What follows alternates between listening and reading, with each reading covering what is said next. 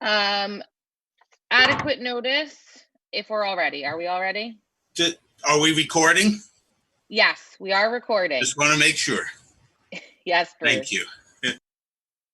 Steve, do you see any type of mute or unmute button on there? No, I do not. Okay. You got to scroll. You got to scroll to it. Bruce, I don't even know what scroll means. Mr. Furstenbaum, I should be able to mute you from here. If you need to speak, if you could do it so I don't have to deal with it, I'm happy. I will do that. If you need to speak, just wave your hand and I will look for your hand. Raven? Gotcha. Perfect. Okay, I'm sorry. My illiteracy has the best of me. You're doing perfect, sir. Okay. Madam Chair, it's all yours. Okay, so we're going to call the meeting to order. It's 5:37 on May 19th. Adequate notice has been given in accordance with the Sunshine Law. Notice was published on May 7th, 2020 in the local source, the official newspaper for the Township of Springfield for the year 2020. Also posted in the Annex building and posted to the Township's website. Would you like to take a roll call? Or, yes. We'll take a roll call and then we'll stand to salute the flag.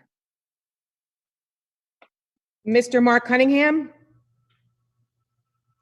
Mr. Stephen Hochstein? Here. Mr. Daniel Poltrock?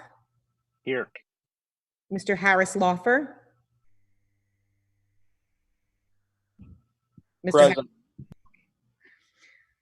Mr. Stephen Furstenbaum? He is here. Ms. Cara Greco? Here. Mr. Raj Sahada? Here. Vice Chair David Schnur? And Chairwoman Jody Cohen. Here. We have a quorum. Excellent. Okay, let's stand to salute the flag.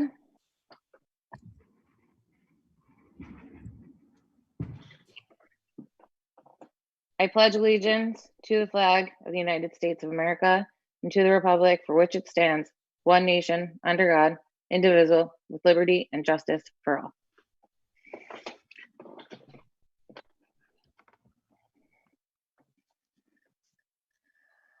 Okay, just a little bit of housekeeping for the members of the public and those that are participating. We will call each application. With each application, the attorneys, the applicants, and or the professionals will become panelists. They will give an opportunity to speak.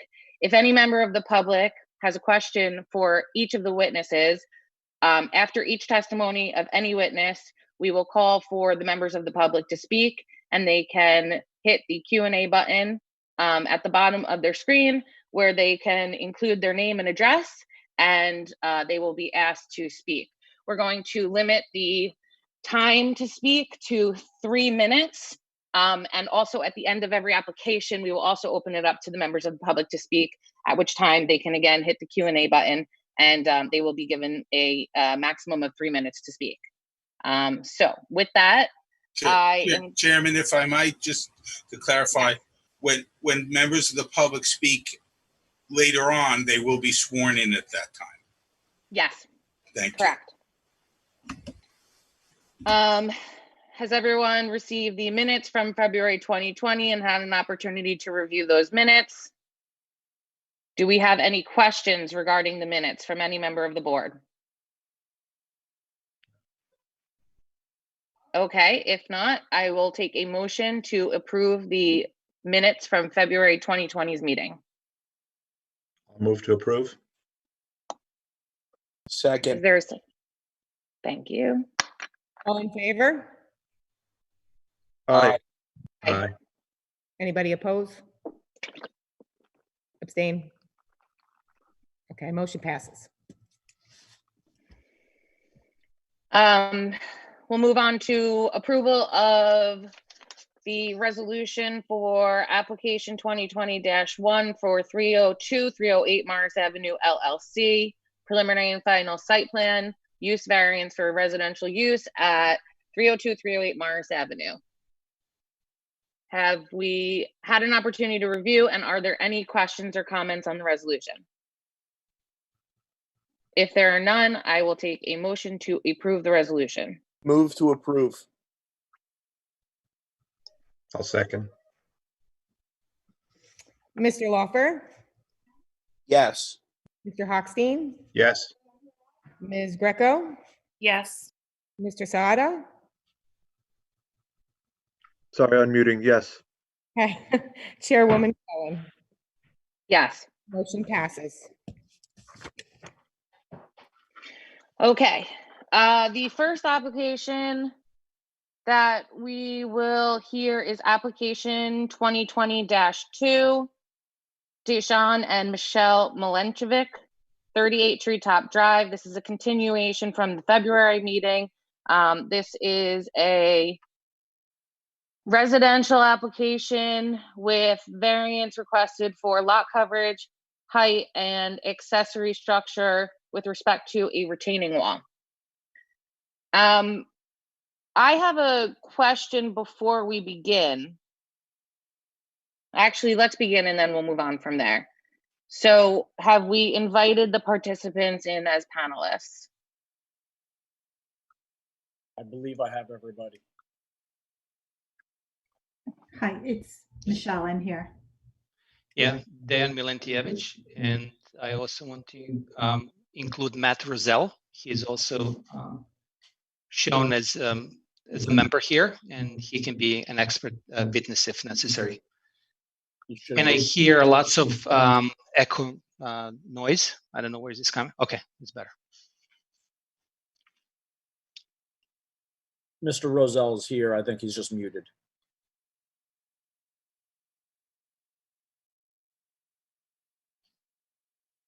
Okay, so Mr. Milenkovic, when we last left off, we had requested that you come back with a new plan showing the retaining wall, the fence, the swell, and stormwater management. Yes, that is correct. And all these three items have been provided. There's also requests for us to provide additional pictures that I provided to Jennifer Law back in February after the first hearing. There's also requests to have structural design updated. I'm just reading here to reflect the correct address of the project in each place. That was done. And also needed to have professional report drawing showing that the water will be collected, where it will go, at the back of the lack of effect upon the neighboring property, and so on. And that's also provided to Jennifer Law, and I believe circulated to the board to review.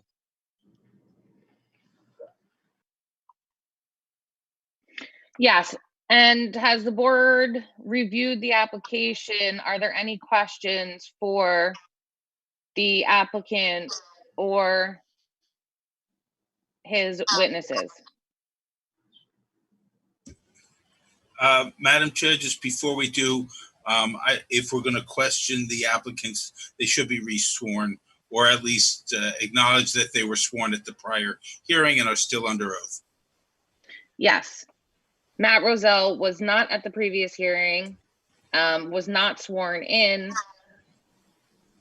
So whether or not he testifies at this time will determine if we need to swear him in.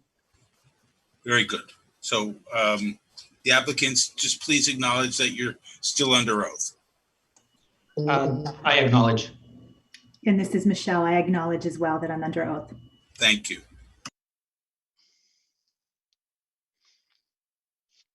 We I just have one received the question. revised engineering plan, and it seemed it was sufficient.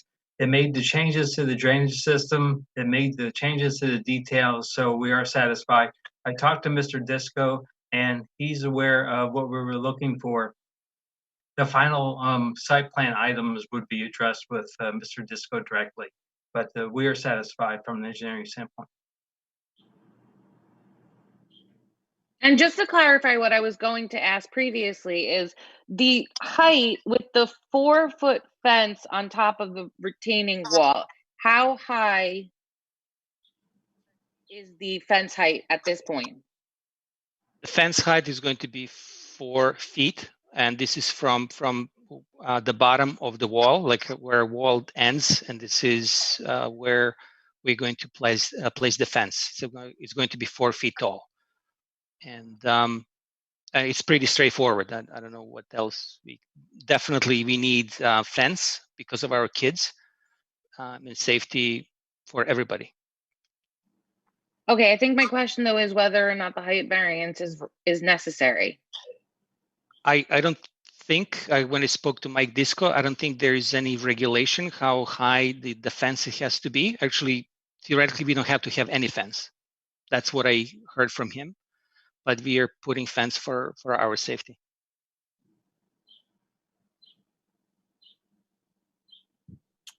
How would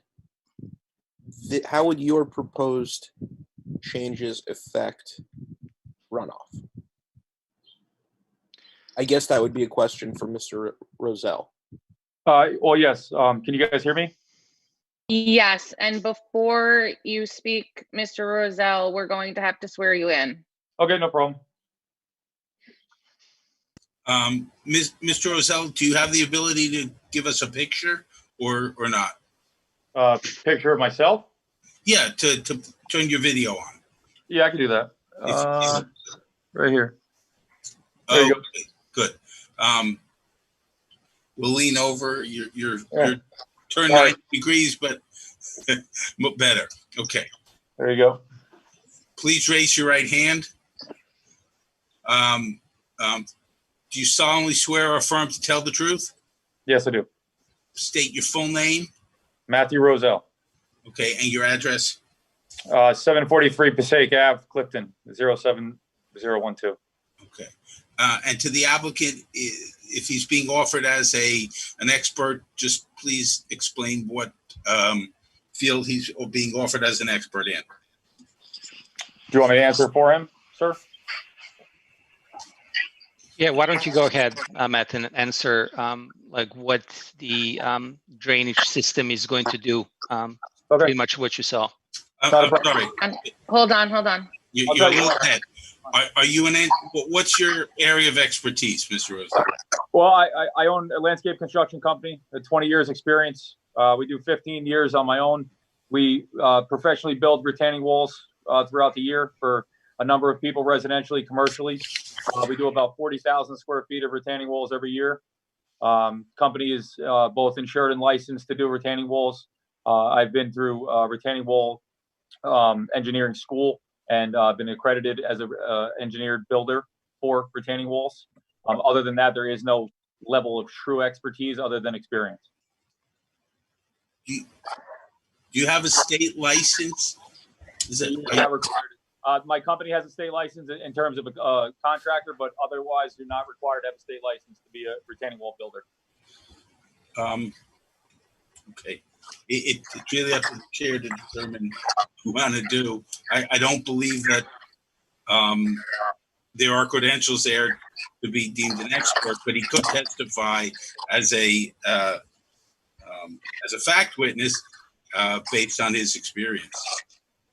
Yeah, basically all I would be doing is acknowledging that I would be the person building the wall. So when it comes to the specifications with the engineer, I'm the one who have gone over all of it with him. So as the person building the wall, I would just be there supporting my client, really. That's all. Okay, so we're going to have you testify as a fact witness. That's fine. Do you want me to go ahead on the drainage?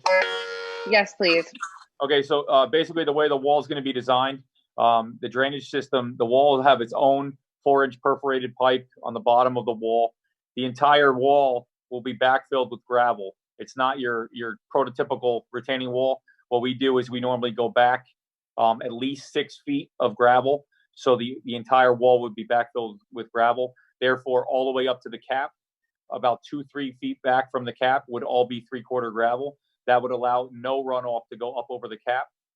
The swale would be prior to the wall around each circumference, and all water would go into that 3/4 drain, which is perforated pipe and also with a filter fabric. So in terms of any sort of runoff, no water would ever be able to go up over the wall. Everything would go into the wall drain. And because my client has the fence will be installed using sleevets every 8 feet on center. And then there will be no other additional plantings or anything to adhere any of the water or get in the way of any sort of water seepage.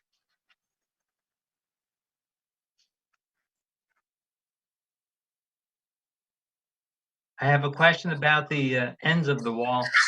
Is there a possibility of some erosion occurring at the actual ends of the wall? No, because what we're planning on doing is bringing the wall back in towards the property, at least 15 to 20 feet on the left and probably more so on the right to get to grade. So you would actually be at grade at that point. So you would have nothing to erode at that point. You'd be actually above grade or at grade.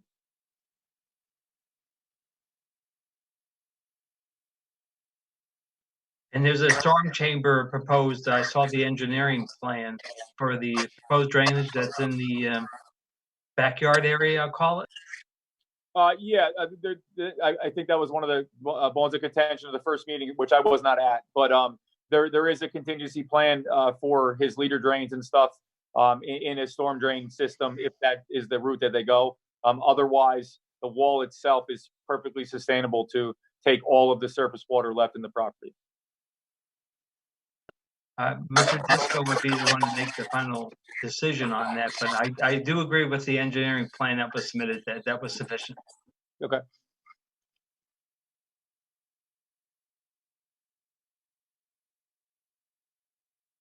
Do any other members of the board, sorry, That's okay. I was just gonna say, I know no further comments. thank you. Do any members of the board have any questions for this witness?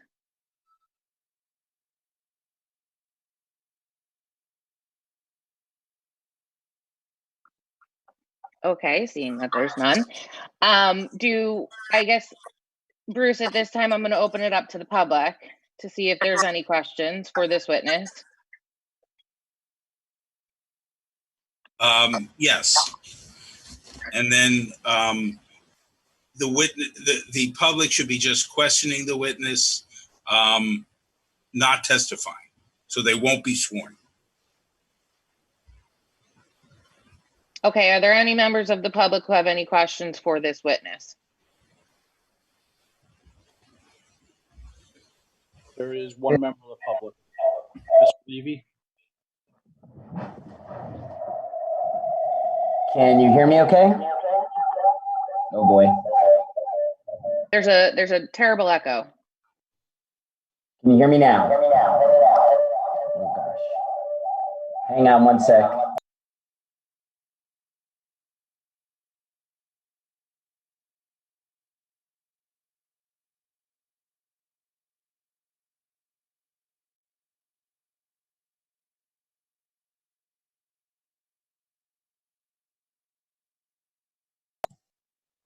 Can anyone hear me? Hello? Yes, we hear you. Yes.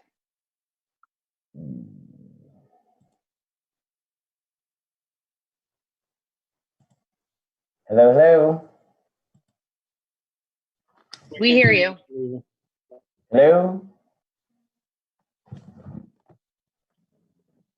Mr. Levy, can you hear us? Yes, I can hear you. Can you hear me now? Yes, we can hear you now. Okay, thank you so much. Apologies for the audio issue there. Yeah, so my only question, and just a prep, again, I'm fully in support of the project. I live directly next door to 38 Treetop Drive. This question had come up in the original meeting, and I know you weren't able to attend. Could you just comment a little bit? Obviously, from my perspective, the wall going up, I just want to better understand the water runoff, especially in the space in between where the ground will be leveled. Call it, if you're facing the house, the back right corner. I know there was some discussion about a leader drain. It sounded like in your feedback just moments ago that it was uncertain if that was going to be placed in there. I'd like to just hear a little bit more specificity on what the actual plan will be and what concerns, if any, should exist as it relates to any sort of increased water direction, any water congregation, anything along those lines. I just want to make sure that I am feeling good about the plan of where that water is going to go. I'd be more than happy to answer that for you. You're the neighbor to the right, correct? Correct. 34 Treetop Drive. Okay, so first and foremost, the wall proposed, really what it does is it eliminates any of the water issues you currently have. In that little crevice between the two properties, you have a current water issue. That's one of the erosion concerns that my client has. Mm-hmm. Putting a wall the way we're doing it would eliminate all of those water concerns. You would have no water there. The wall itself would be in lieu of the void. So all of the surface water would be 8 feet higher than that and going into the wall drain, as if I previously discussed. In terms of the two daylight spots on the wall, the engineering have them at the far corners. That would be where like the wall drain, like the surface footing drain dispense. They would be more on Balsarel's property, not yours. So they would have nothing to do with you at all. And because of the wall being there, you would have nothing other than a 2-foot crevice in between your existing railroad tie wall and his new proposed block wall. Therefore, the only water that would be in that crevice is surface water anyway. So you'd have nothing to be concerned of in that respect. Okay, so what you're saying makes sense. I'm not an engineer or an expert in the area. I can envision what you're saying. If I was standing in the back corner there, looking up at the wall, I think it's going to be like 14 feet, something very high, in order to make the backyard level. You're saying that. I guess I'm trying to envision if there were heavy rains. Is that not going to, kind of push it to the side and go around the wall, like the runoff? I'm wondering about that 2 feet crevice in between that you had mentioned, if that's going to have a heightened volume of water traveling through it that would cause additional erosion, while it wouldn't erode the wall that you're building, because I'm sure that's going to be structurally sound for an extraordinary period of time. My question is, what happens to the water going around it, since it hasn't been there before, that wall? Well, if anything, the wall would reroute the water into the wall drain and not allow it to do what it's doing now. Currently, what it's doing now is eroding the land in that far corner that you propose standing in. So instead of eroding at 2 or 3 feet every year, which it is doing, to the point where the deadheads and the footings for your wall are now exposed when they never used to be, that would actually prevent that from happening further. So there is no, in a sense, there's no way for water to go around the wall. All of the surface water from 38 Treetop is going into the wall drain. It's pitched properly from the house and from property line to property line. So because the wall wraps up the left side and also up the right side, all surface water is going to be channeled into the wall and therefore into the wall drain and the wall drainage system. There is no additional water going towards either your house or the other opposite side neighbor's house. In fact, there's far less water that would be traveling there than is currently. So if anything, this wall is problem solving a current problem that you have. Got it's it. Not creating another one. And the leader drain, what would the leader drains serve to do? Well, proposed as of right now, the leader drains have absolutely nothing to do with you, because that would be rerouting 3 gutter drains into a middle seepage pit in the middle of his yard. So there is no discharge. Okay, the answers seem reasonable to me, and I don't have any additional questions at this time, so thank you. Thank you, Mr. Levy. Are there any other members of the public that wish to ask questions of this witness?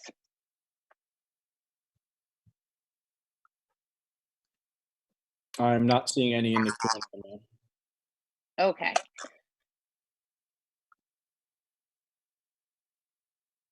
Okay, so being that there are none, are there any other questions with respect to this application from any members of the board?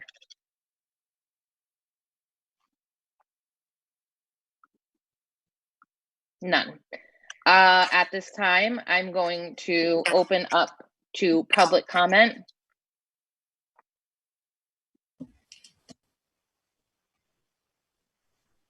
I'm not seeing any public comment, Madam Chair.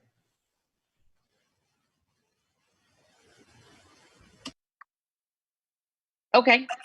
I am satisfied with the new drawings that were presented to the board. I do understand and I agree with the hardship that is presented with the soil erosion and the cliff like situation that has occurred because of it in their backyard. So I am in favor of granting the application. Do any other members of the board wish to speak? I would just like to commend the applicant for following our request. And I think putting the fence up at the bottom of at the top of the wall at the rear of the yard is a good idea for protecting the children. So I feel the same as Jody is. I'm in favor of this.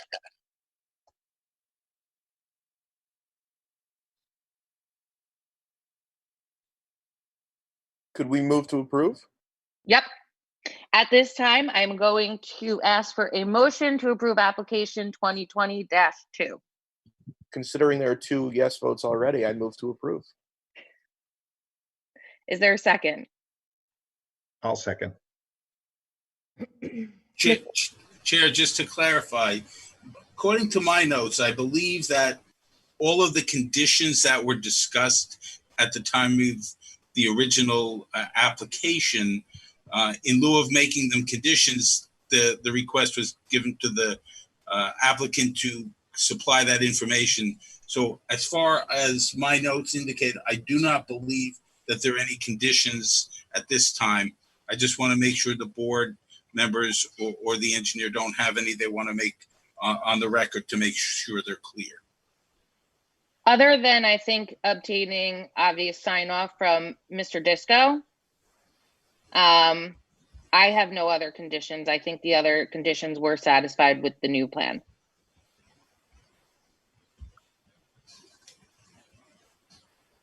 I would concur with that. I talked to Mr. Disco and he's aware of the situation. Very good. Thank Thank you.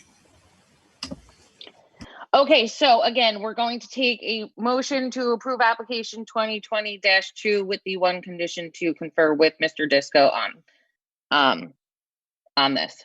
Move to approve. Second. Thank you. Is there a second? Oh, sorry. Second again. Okay, Mr. Lawfer, Yes. Mr. Hochstein, Yes.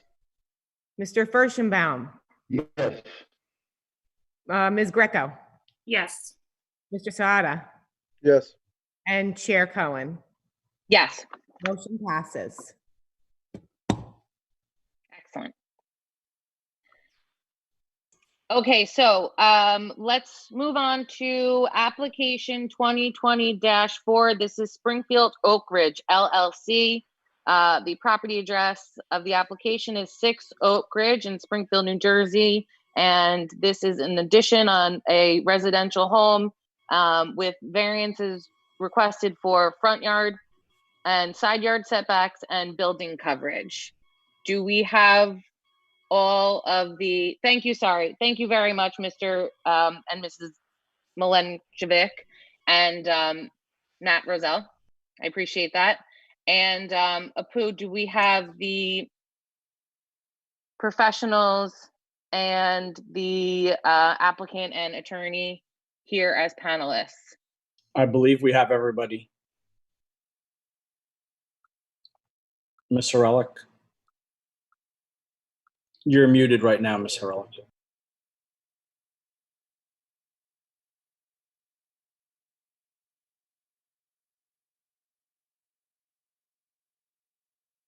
No, we're still muted.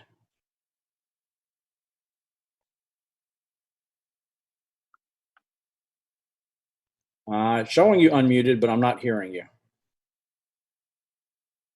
No, it's still showing you unmuted, but I can only see your lips, not hear your audio.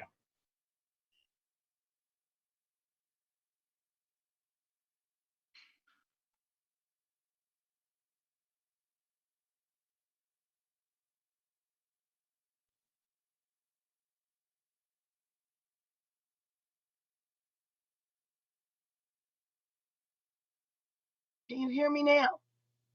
Yes, we can. Thank you. Okay. It's unusual that someone doesn't hear me. Okay, so, Madam Chairman, would you like me to begin? Yes, please do. Thank you. Okay. I'm Clara Horelick. I'm appearing on behalf of the applicant owner, which is Springfield Oak Ridge LLC. I'm here for variance approvals in connection with a proposed second floor addition on a single family residence, which is located at 6 Oak Ridge, which is block 3304, lot 21. And the property is located in the S120 zone. The variances requested are pursuant to section 3514 of the Township of Springfield Land Use Ordinances, Schedule of Zoning Limitations. And the variances we're requesting are as follows. We are requesting a front yard setback where the minimum required is 50 feet. The existing is non-conforming at 31.1 feet, and the proposed is remaining the same at 31.1 feet. The next variance is a left side yard setback where the minimum required is 20 feet. The existing non-conforming is 12.9 feet for the first floor, and the proposed will be 12.9 feet remaining for the first floor and 19 feet for the second floor. Then we need a right side yard setback where the minimum required is 20 feet. The existing is non-conforming at 12.6 feet for the first floor. Proposed remaining, of course, at 12.6 feet for the first floor and 19 feet for the second floor. Another ordinance where a variance is the building coverage, where the maximum required is 15%, which is actually 2,084 square feet.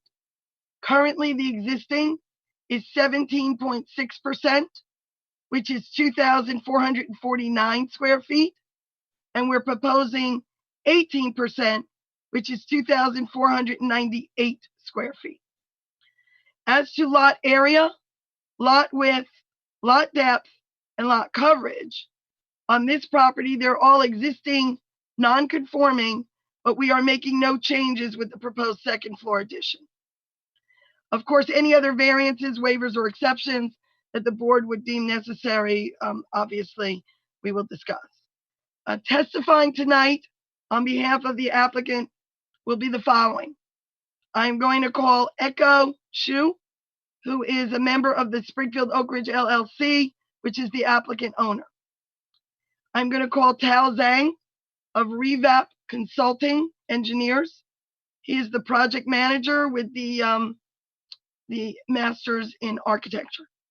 And then I'm going to call Matthew Seckler of Stonefield Engineering and Design, who is a licensed professional engineer and licensed planner.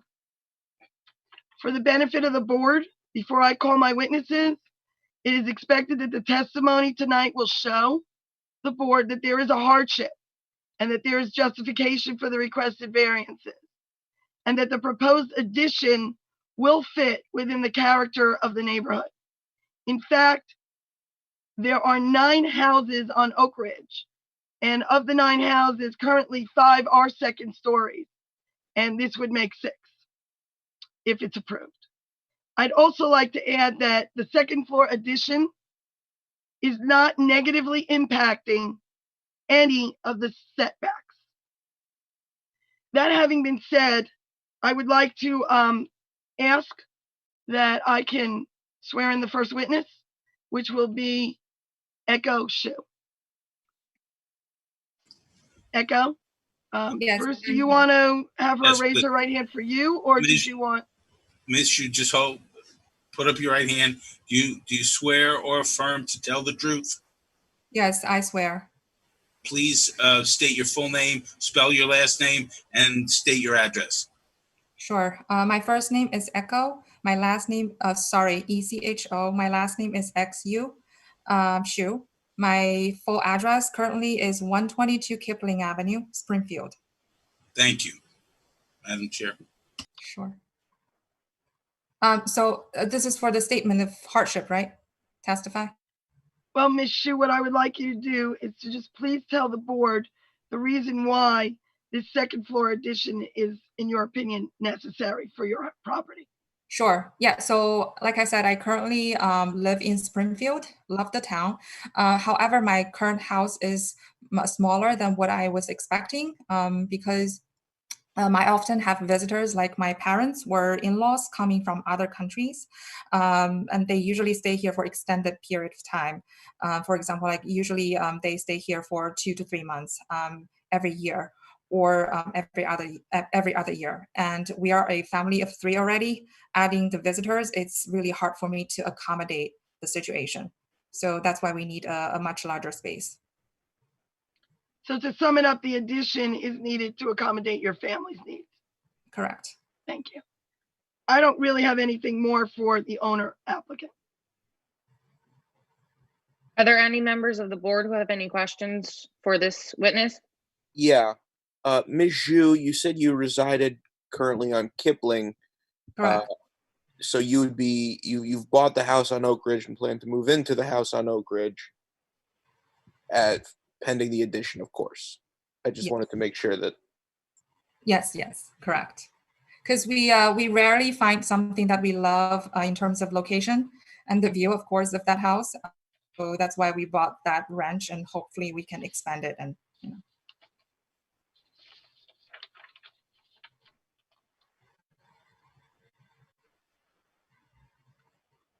Are there any other members of the board who have any questions for this witness?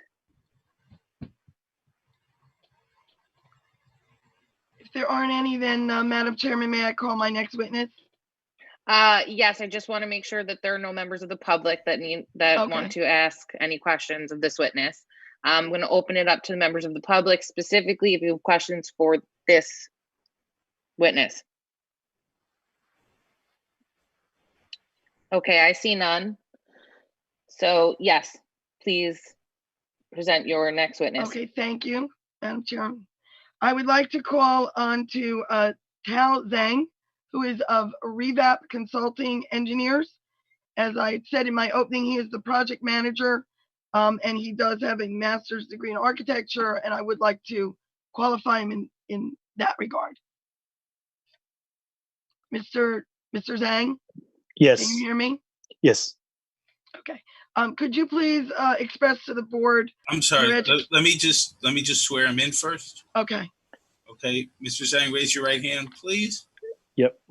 Do you swear or affirm to tell the truth? Yes. Okay, please state your name and your business address. Yeah. The first name is T-A-O. Last name is Z-H-A-N-G. The address of the business is 12 Wingate Drive, Livingston, New Jersey. Thank you. No problem. Yep. Yeah. Yeah. Go ahead. Mr. Zhang, if you could please tell the board your educational background and your professional background. Yes.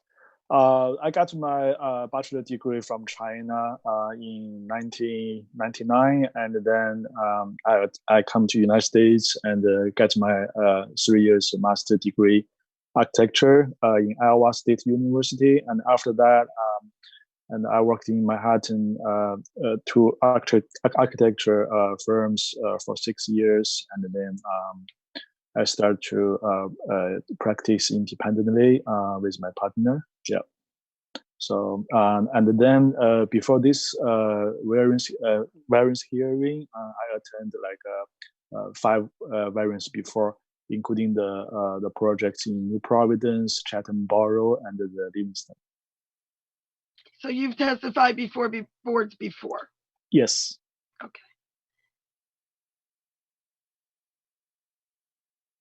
Bruce, he's here as having a master's in architecture and having had prepared the plans in conjunction with his firm, but he is not a licensed architect. So I want to make sure that's made clear for the board.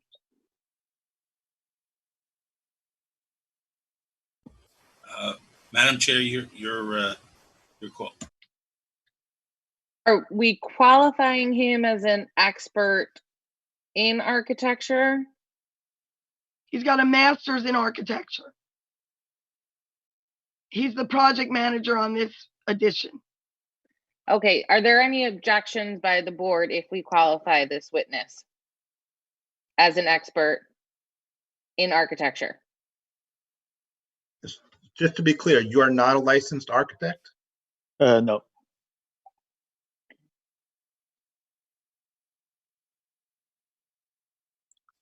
And you've testified in other boards? Yes. In New Providence, Chatham Borough, and Livingston, I did the hearings before. Yeah. And they qualified you as an expert? Yes.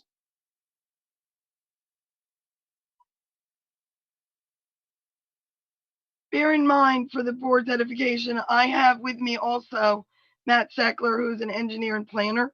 So if you need, as with the prior hearing, if you need him to be considered a fact witness, if you need to do that, that's fine, but he does have a master's in architecture and he prepared the plan. And he's the project manager. Can I ask a question? Is it legal for you to prepare plans and then have somebody else sign them? Yes, because I prepared everything, but before they sign it, they're gonna review everything. You know, that's why they can sign.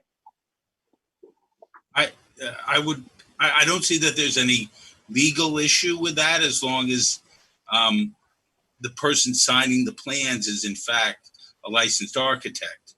But that's doesn't necessarily mean this board needs to accept his qualifications, though it's not, you know, an expert can be both licensed, training, education.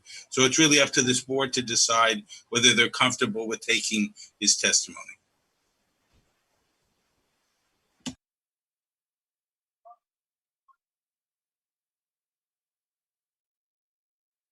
Being that he prepared the plans, has a master's in architecture, understanding that he's not licensed in architecture, but that he has appeared and testified to other boards previously as a qualified expert in this field, and that we do have a professional engineer planner who can answer any questions that the board may have that they feel is outside the scope of this particular witness.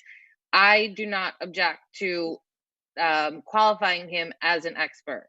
Are there any objections by the board? I join in your comments, Ms. Cohen. I didn't hear that. Ms. Herrera, Steve Fezzik, I was just doing a me too. I join in Ms. Cohen's comments. Yeah, I'm good with it. I'm fine with it as well. Okay, so we are qualifying you as an expert in architecture, and Mr. Zhang, please. Oh, thank you. So Mr. Zhang, if you could simply tell the board about this addition and just explain it in terms of the plans that were submitted. Yep. Per owner's request, we're gonna help to design the second floor.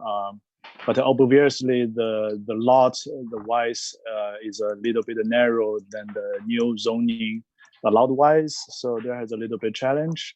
But per today's standard, the house layout for the market. Normally we do the 4 bedrooms on second floor. That's much easier, for use. And also this is a pretty good condition house for the basement and the first floor. So we definitely want to keep the staircase as an original location. That's why, we start from the design for the second floor based on the existing locations of the staircase. And then also, the master bedroom is better to face in the rear yards, and also should have the laundry, and also, other bedrooms, you fit with a better way to have the bathrooms, all that. So it's a kind of like all the main factors get balanced and put the puzzle all together. And also with the main entrance have a little atrium there to bring the neutral lights in. And all these factors play together, and finally, we get the setback, try the best from the both sides, left and right, and then that's the result for the final second floor layout. I think that's the best way to use the existing, the boundaries with the required setback on both sides, and that's the story of the second floor, why this looks like this.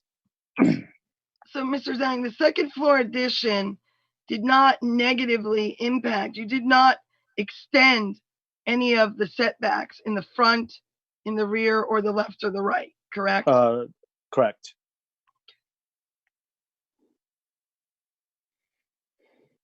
I think he's explained the design. And in your opinion, this was the best way to put a second floor addition on in keeping the way the design of the house should be structured? Yes. And if you were to put an addition on the rear, for example, if anybody were to inquire about that, would that add to the building and lot coverage and therefore impact the setbacks differently? You're talking about the move the second floor Yeah, more if you to didn't the do a rear. second floor addition and tried to do this in the rear. Oh, yeah, that's add a lot more building coverage, and it's kind of waste. It's a build more foundations, add a lot more building cost, something like that. It's better to use the existing. Right, and I assume that would make the ranch extremely large, whereas a two-story would be a more amenable building, actual house, not only for this family, but in the future when on resale. Yes, correct. Okay. I don't really have any other architect style questions for this witness.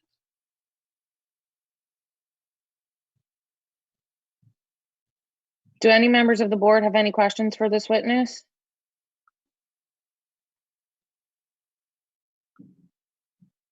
And the materials that will be used, is it going to be an extension of the existing siding?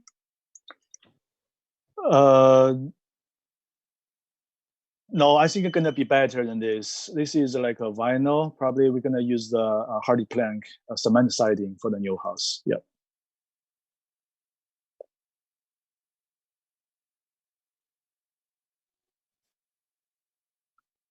Do we have any other questions from the board of this witness or our professional?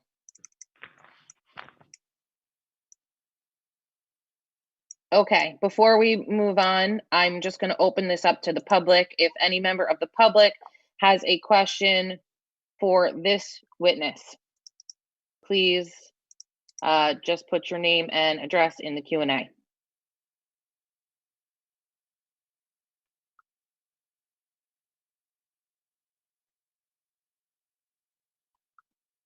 Okay, I see none. So thank you very much, Mr. Zhang. Okay, no problem. Thank you. Thank you. Ms. Herrick, if you'd like to move on to your next witness. Yes, I would like to call Matthew Seckler of Stonefield Engineering and Design. He is a licensed professional engineer and planner, and I would like to have him qualified for the board. Mr. Seckler, I guess Bruce swear him in and then he can give his qualification. Thank you. Mr. Seckler, raise your right hand. Do you swear or affirm to tell the truth?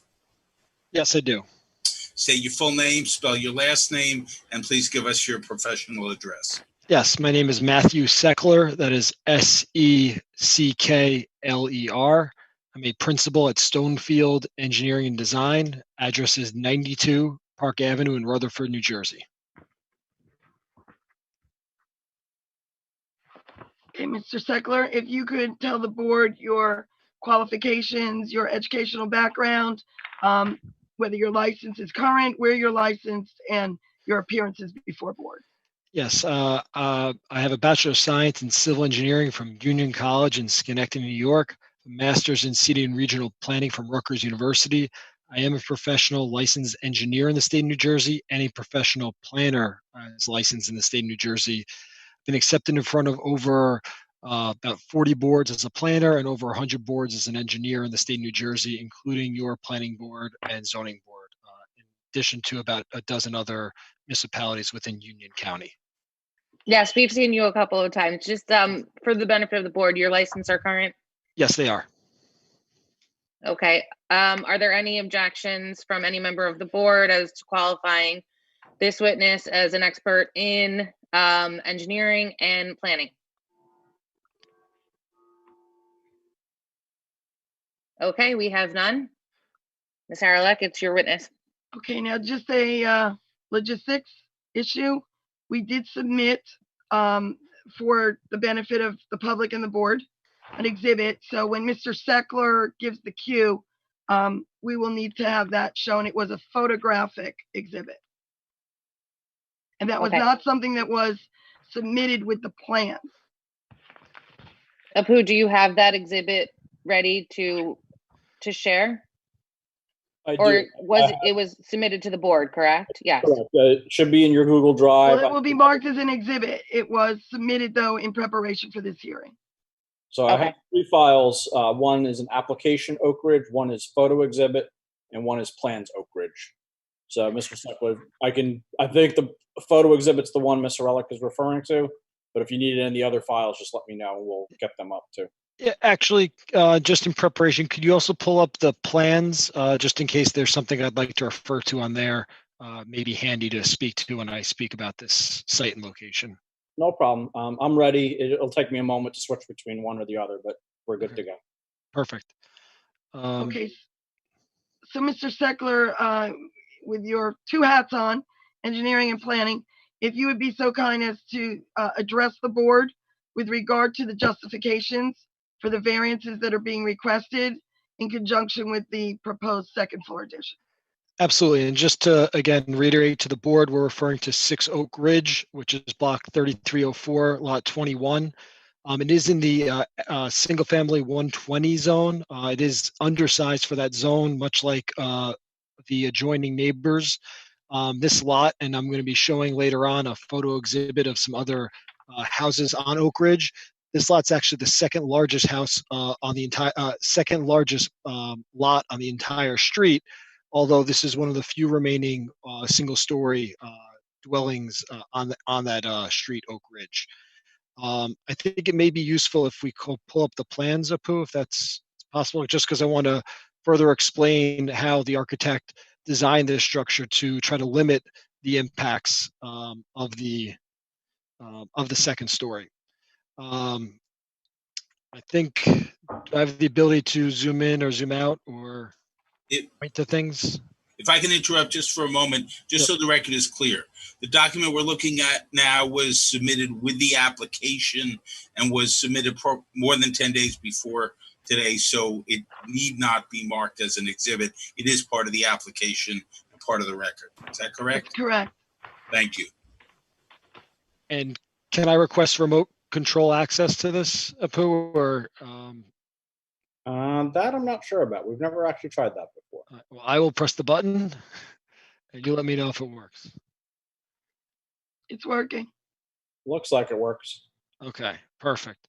So I'm going to, hold on, I'm getting a little watch sign. So what we're referring to here, and I'm going to be referring to the right side of the sheet 1 of the house addition at 6 Oak Ridge package.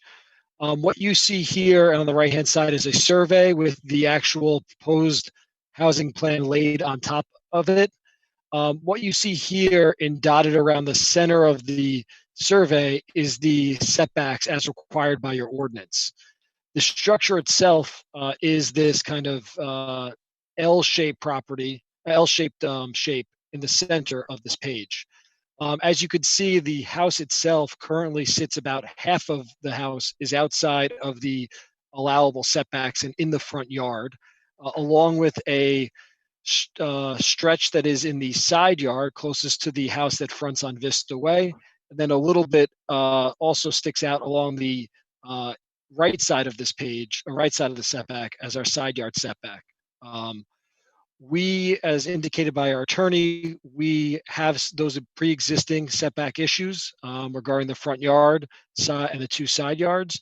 What we are proposing here is not building out the second story all the way to the footprint of the structure on the side yards.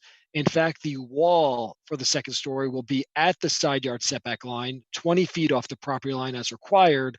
However, our roof eave does go 1 foot beyond the actual structure. So that is what is creating that kind of, I guess, 1 foot of variance into the side yards, or additional variance into the side yards. Again, that second story structure is going to be set back from the first story, so it does not extend as far into the side yards as the current structure today. The front yard, we are building the second story out basically over the first story along in the front yard.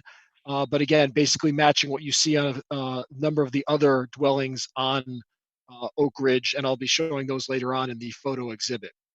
So that is our setback variances that we're seeking here. And then we have one very small building coverage variance, which is getting 50 feet larger, which again, I would explain would be likely de minimis. And that is related to, and let me see if I could zoom in, this area right above the kind of front porch and patio. We are just putting an overhang over that existing kind of patio just to kind of shield from the weather any people that are coming in and out of that front door. So your ordinance does consider that additional building coverage or structure coverage, although it has no walls to it and is really over an existing concrete kind of patio today. So it's not like it really has any measurable effect on drainage or even visually in terms of the impact of a increased structure. The structure itself, the footprint is generally being unchanged. It's just that covering over that kind of front patio, just so when you enter the house in the cold weather or the rainy weather, you have a little refuge before you enter the structure itself. So that's essentially what the application is seeking as it relates to the variances unrelated to the existing lot, which is slightly undersized. This lot also is a little unusual in the fact that it's not a pure rectangle. It is narrower up along Oak Ridge versus the rear. I believe it's about 9 feet narrower in the front as it is to the rear. And there's also the two sides are 18 feet difference in length. So you do have a property that's not a pure rectangle, narrows to the front, which again makes it a little bit of a hardship to design within the setbacks when your setbacks are in a nice rectangular shape. So again, I think the next exhibit I'd like to show is the photo exhibit, which we'd like to mark. Apu, if you could bring that up. Bruce, you'll mark this. Yep. Yes. How many There's multiple pages? pictures on it though. Further. Well, but it's all one photo array. Is that correct? Correct. That is correct. So why don't we just call it A1? How many pages is it? I believe it is 3. I'd likely only show the first 2, but All right. Well, but 4 pages in total. 4 pages. Yeah, sorry, 4 pages right. in total. Yep. So why don't we call it A1, A through D? Perfect. Thank you. So A1, A through D is titled Neighborhood Photo Exhibit. These are all photos that I took on May 13th, 2020, with one exception, which I've noted under the image itself. It's prepared by Stonefield Engineering, and each sheet is individually marked. On the left-hand side of I numbered sheet 1, but I think you'll refer to it as A, is 6 Oak Ridge, which is the subject property. As you could see, as described, it is a ranch-style property, generally 1 story. And as was mentioned, the additional structure will be over the first floor. So there'll be no structure that goes beyond the footprint today, with the exception that one kind of closing up that kind of front patio with a roof just to protect from the weather. The next photograph is the next house as you drive down Oak Ridge from Vista Way on next to the subject house, and that is 10 Oak Ridge. This property was recently redone. The siding, I think, was redone within the last couple of years. But as you can see, the next adjoining lot to us is a 2-story structure. Again, I'm not an architect, but it looks like it may have been a ranch similar to the subject property, and the second story was added, looks like over the entire first floor structure when looking from the street. So that is 10 Oak Ridge. That is the next property over next to this property. I'll now go to the next page, potentially. Ooh, I may need some help on getting to the next. There we go. This is on the on the left is 15 Oak Ridge. Again, you could see it's a 2-story structure. Not sure if it was originally 1 story, always built a 2-story. 7 Oak Ridge, that is 1 story, that is across the street from the subject property. This is sheet 2 or B within the exhibit. Again, you see that assortment of 2-story and 1-story structures on this block. And I will go to sheet 3, if it lets me. Nope, that's 4. I want to go to 3.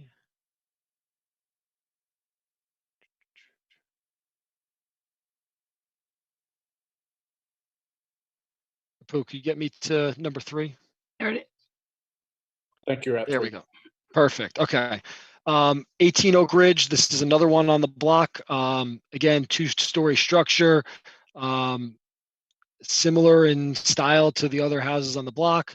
The next house is 10 Vista Way. This is actually the adjoining property to the east.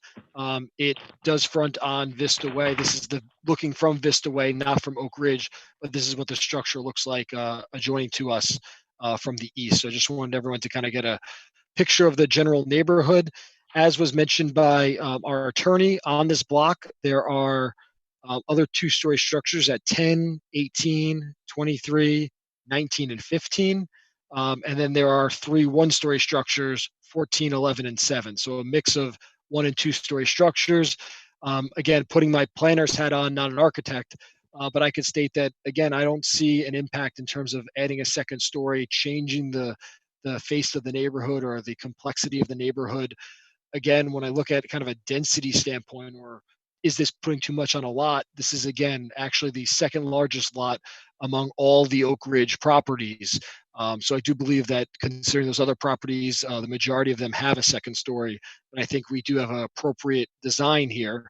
And the fact that we are being cognizant of the existing setbacks that we have on this property, and the fact that we are not building out our 2nd story all the way to the limits of the 1st story. We're cutting it back on the sides to be respectful to the neighbors and not building into the full extent of our pre-existing nonconformity side yard setback variance.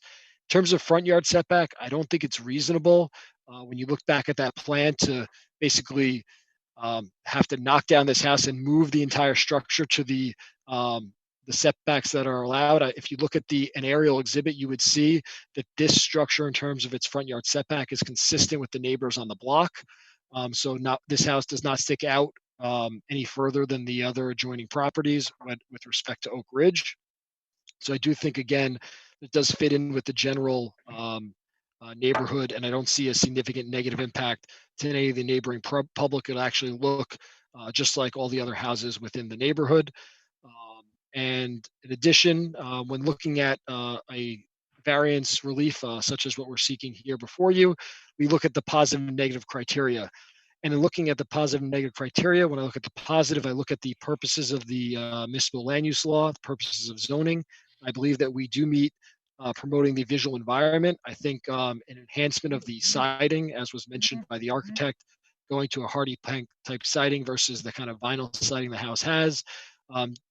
Creating a facelift to this property, although it does look like a very nice property today. I think when you're looking at the adjoining property that was recently re-sided over the last couple of years, I think it definitely shows a little extra level of care or investment within the property. And I think we'll see that similarly here. I do believe that we do meet the health, safety, and welfare goal within the purposes of zoning, in the sense that we are providing a house that will have, I believe, appropriate sized bedrooms. As we heard from the applicant, this is the idea of having potentially elderly or older parents living with them, being able to provide the appropriate amount of space, privacy, air, light, I think is important. And I think that by also setting back that 2nd story of this property, we are making sure that our neighbors also have the appropriate light, air, and open space, and health, safety, and welfare. In terms of negative criteria, I don't really see us reaching any substantial negative impacts. I do believe that this house with the second story will fit in with the neighborhood. Looking at the adjoining properties, I don't think it'll be any negative impact for any of the public. Looking at your master plan, I do believe that we are consistent with your master plan in the sense that we are showing a investment within the residential communities and at density and at densities that is appropriate for this location. Again, we are a single family house, proposing a single family house addition within an established neighborhood. And I think we're allowing that neighborhood feel to continue with this property. Clara, I think that kind of sums up my testimony as it relates to the variances that we're seeking. Okay, so Mr. Sekler, let me just sum it up from my end.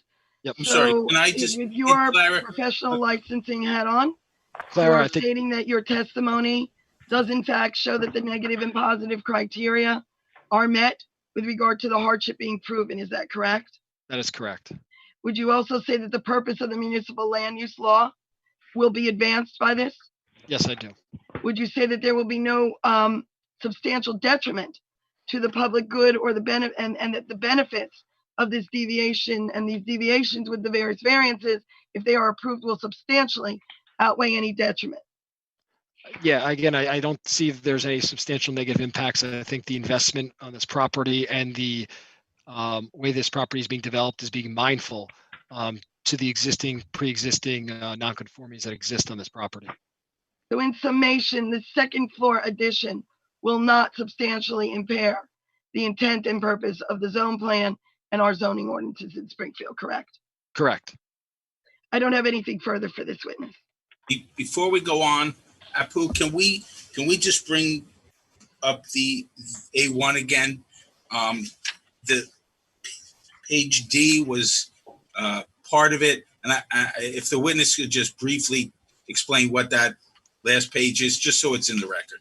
Yes, absolutely. And I'll wait for Apu to bring it up. Perfect. So this was just related to 10 Vista Way, which is again the property located when facing the property to our left, and 6 Oak Ridge, which is the subject property, is located on the right side behind the trees. Again, I wanted to emphasize that considering that we do have a property that we adjoin, that this is essentially the rear of their house, what the potential impacts or what the visual environment is between these two structures or two properties. And again, what you could see is that 10 Vista Way actually has a garage in the rear of their property, comes into the rear of the house, which is what faces 6 Oak Ridge, which is on the right side of the page. But there is a planted screen. It looks like mature trees along the rear there. And again, what I would emphasize is that our second story will not be as close as our first story in terms of distance to that property line for 10 Vista Way. And again, looking at 10 Vista Way, you could see that although it's a single story from the front, or maybe a 1.5 story structure from the front, from the rear of the site or from our subject property, it does appear to be similar to a 2-story building as well. So again, I think that our 2 stories and their 2 stories somewhat fit kind of hand in hand in relation. So that is sheet 4 or D of the exhibit. Thank you. Thank you, Matt.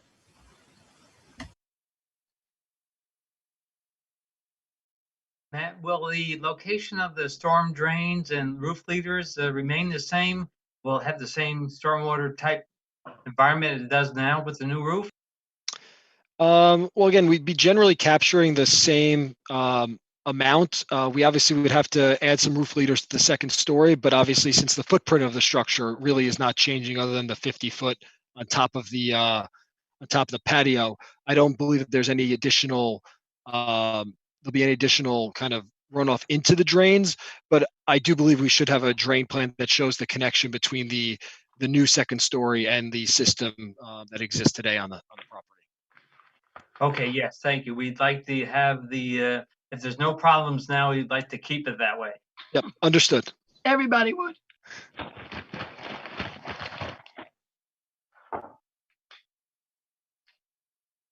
Are there any members of the board that have any questions for this witness?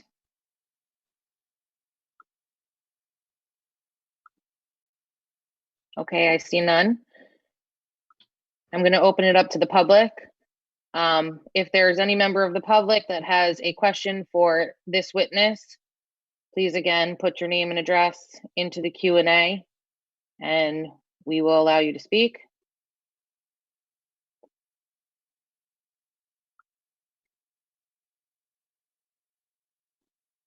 I see none. Thank you, Mr. Seckler. Ms. Haralick, do you have any other witnesses that you would like to present their testimony at this time? I do not have any other witnesses, and I believe that the witnesses that I had testify have presented the case appropriately.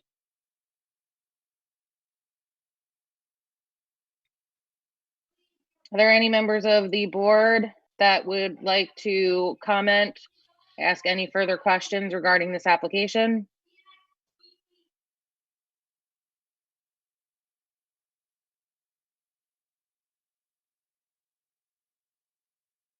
Sorry about that. I have a screaming child in the background. Okay, I'm going to open it up to the public. Are there any members of the public that would like to speak with respect to this application?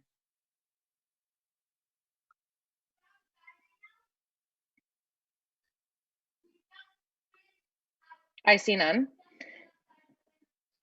Would you like to conclude, or can we move to the board can move for Thank you. approval.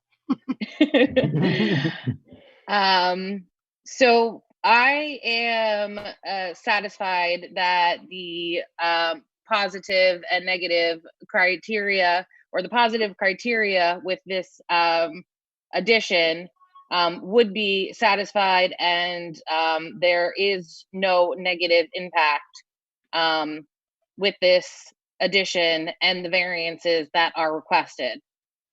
I would ask that we move to approve if there are no further questions or comments by the board. So moved. Okay, hang on. So application 2020-4 Springfield Oak Ridge LLC 6 Oak Ridge. Do we have a motion? Motion.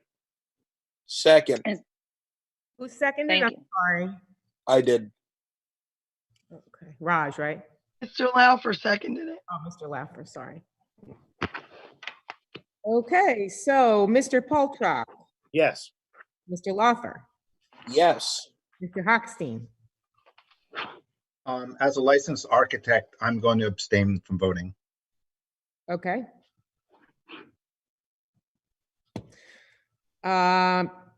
Mr. Furstenbaum, Approve. Yes. Ms. Greco, Yes. Mr. Saada, Yes. and Chairwoman Cohen. Yes. Motion passes. Thank you to the board. Thank you very much.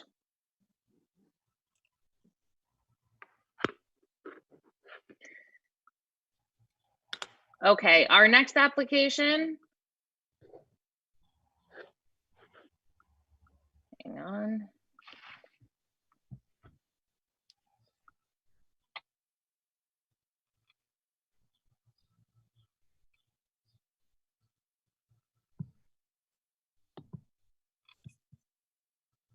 All right.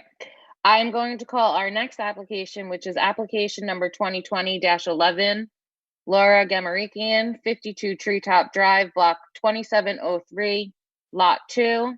This is a construction of a new residential home and a request for building and lot coverage variances.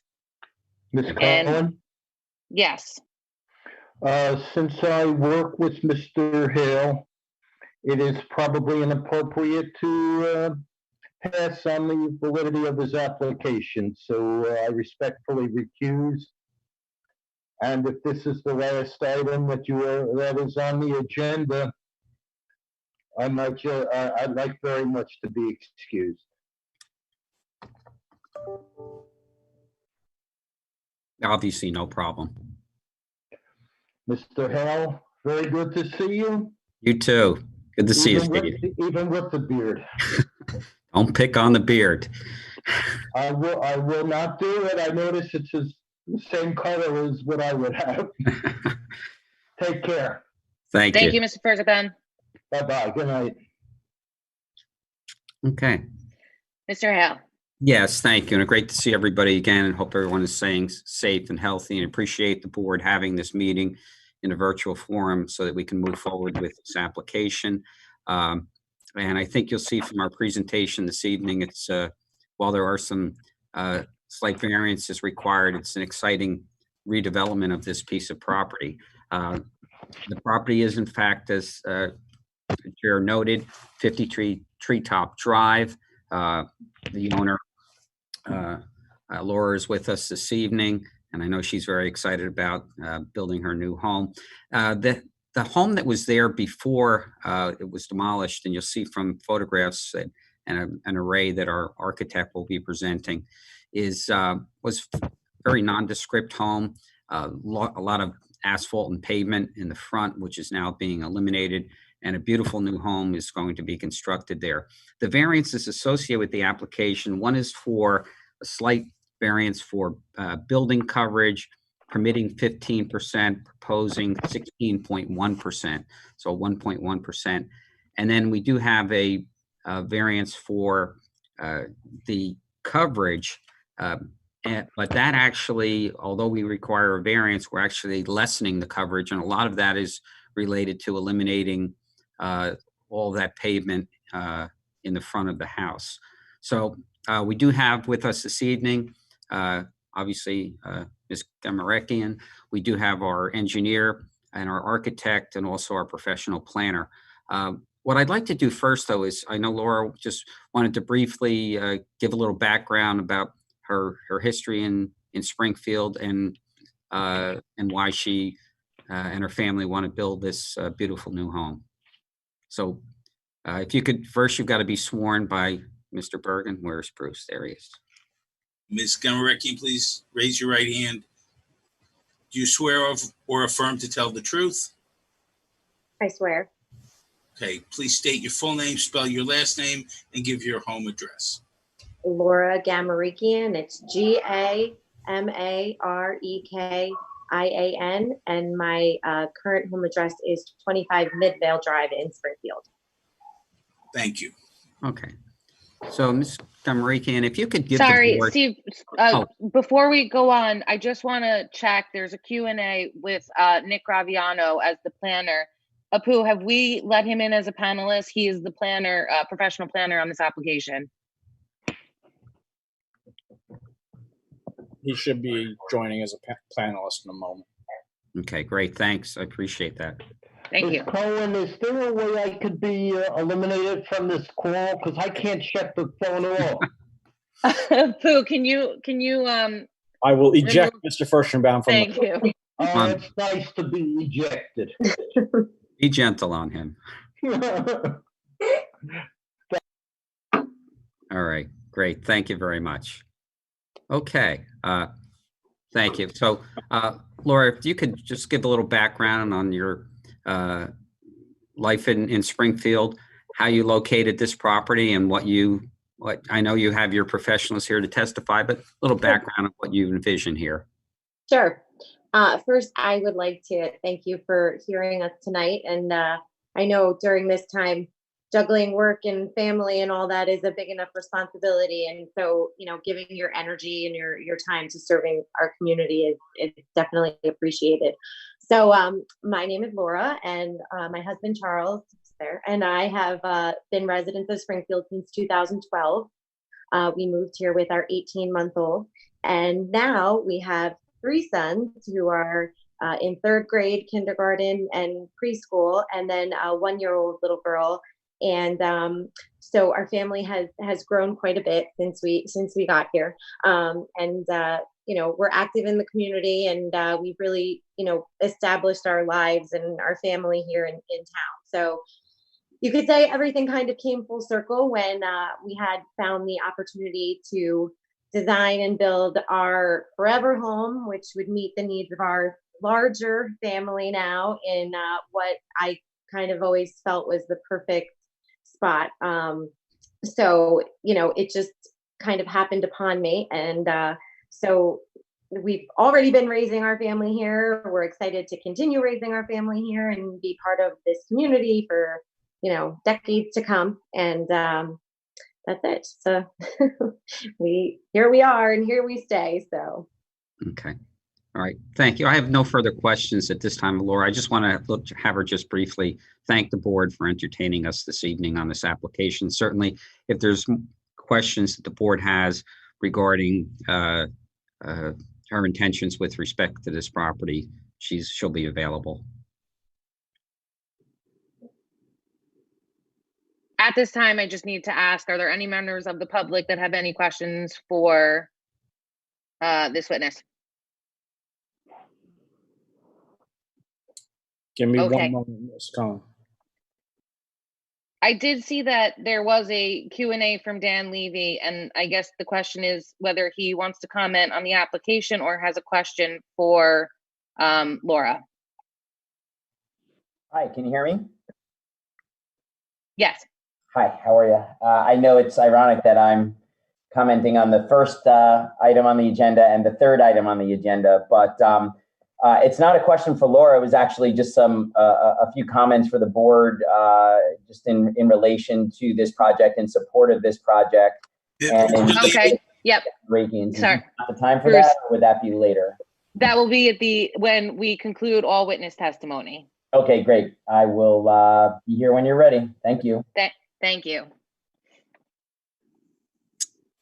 Okay. Want us to move on then, Ms. Chair? Yes. Okay. Please. So now I'd like to move on to our professional engineer, and where is Jeff? Oh, there you are, Jeff. Jeff Agarian, who is our professional engineer associated with this project. And if you could please be sworn. Do you swear or affirm to tell the truth? I do. Please state your full name, spell your last name, and give us your professional address. Sure. It's Jeff Egarian, Egarian. Address is 271 Route 46, Fairfield, New Jersey. I'm a licensed professional engineer. My license is in good standing. I've been licensed since 2012, a graduate of NGIT, and I've testified before numerous boards on similar land use matters all throughout northern New Jersey. And I would offer Mr. Garian as a professional engineer. Are there any objections by any members of the board as qualifying this expert as an expert in engineering? None. Okay, great. Thank you. So, Mr. Garian, if you could please take the board through, and I know there's a much more detailed presentation by our architect, but briefly take the board through the engineering aspects of the plan that you prepared. Sure. So the project is located at 52 Treetop Drive, Block 2703, Lot 2. The project is going to consist of the raising of an existing dwelling, removal of driveway, sidewalks, patios, and retaining walls, and the construction of a new single-family home with associated driveways, walkways, a covered terrace, swimming pool, and pool patio.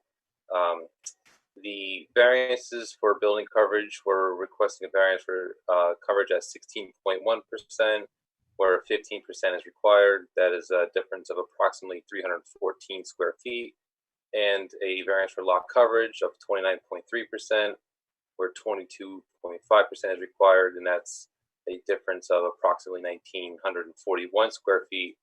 However, it's still an improvement from the existing condition of 31.6% existing lot coverage, and our proposed coverage is actually an improvement from the existing coverage by 657 square feet.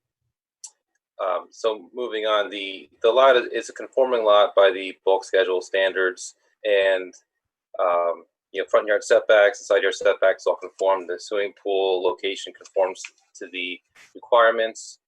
I'll touch on the grading of the lot.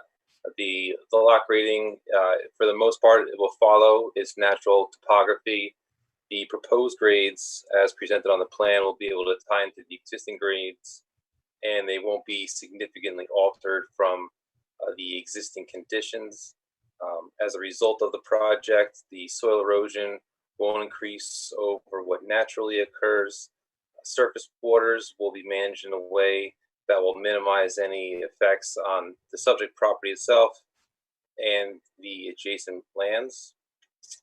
The stormwater management system designed for the project will encompass 2 dry wells, one proposed in the front yard and one in the rear yard. The rear roof leaders and the plan is hashed in 2 different hashes so you can get an idea of what the drainage areas will be to those tanks.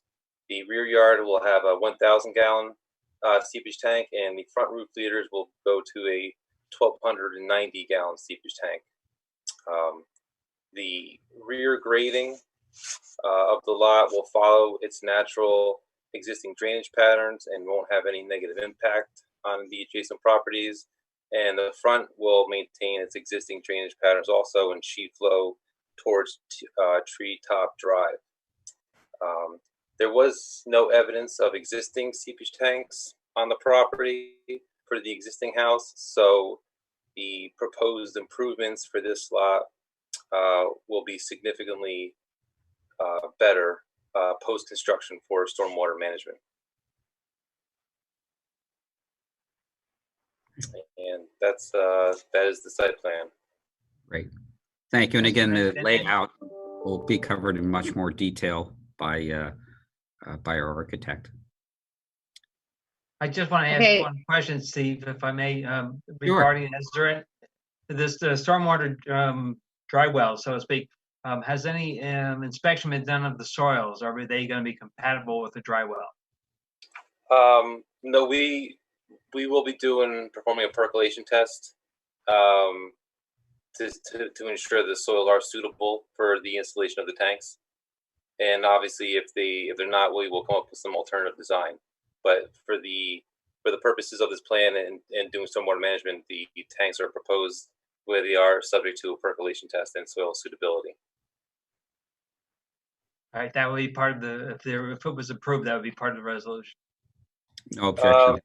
Yeah, and it's a standard procedure for developing site plans and stormwater management designs for dry wells. No further questions. Thank you. Do any members of the board have any questions for this witness?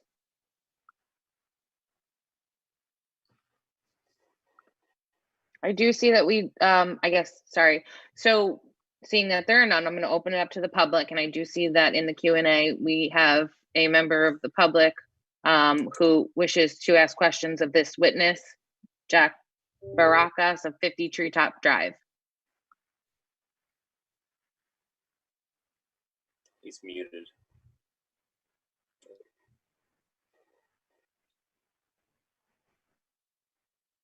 Mr. Baracus, you should be able to speak now, sir.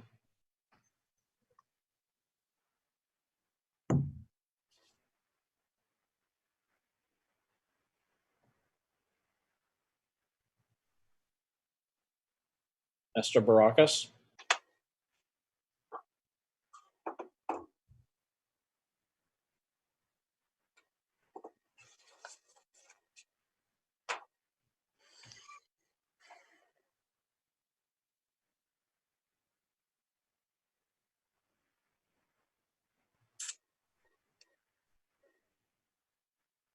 Mr. Baracus?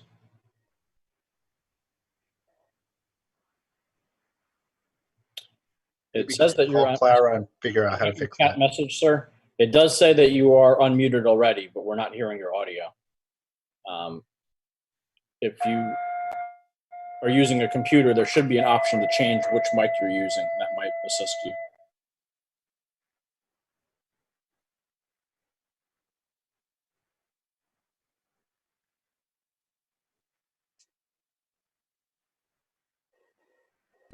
Can he type in his question? He should be able to type it into the Q&A box. That would work. If the board approves that. I mean, typically you've requested that they speak their name and address in their question, but if the board is okay with that, we can certainly support that. He's indicated in the Q&A that he can't unmute, and he is going to type his question. We'll allow that.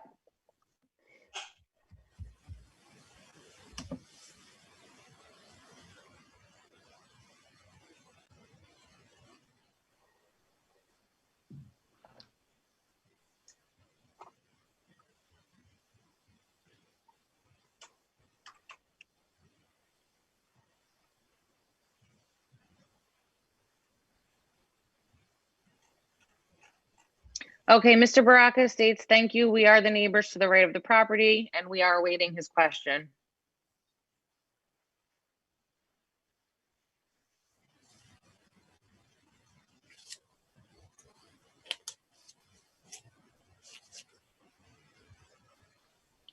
Could the engineer elaborate on the storm drain? Yeah, absolutely. So the stormwater management system has been designed to account for the entire roof area of the new house, including the main structure and the rear cover terrace.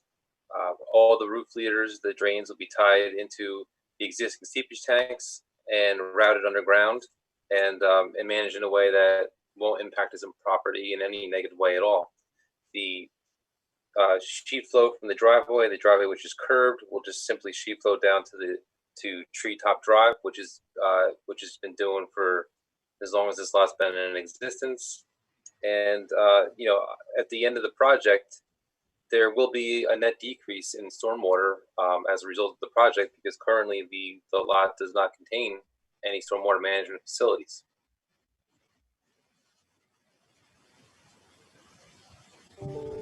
Mr. Barakas asks or states, there have been water issues before. Will there be any issues to the adjoining property? The answer, in my opinion, is no. The property is graded in a way that won't impact him. And again, we're taking the entire roof area, approximately almost 4,000 square feet, to dry wells. So it'll be a substantial decrease in stormwater.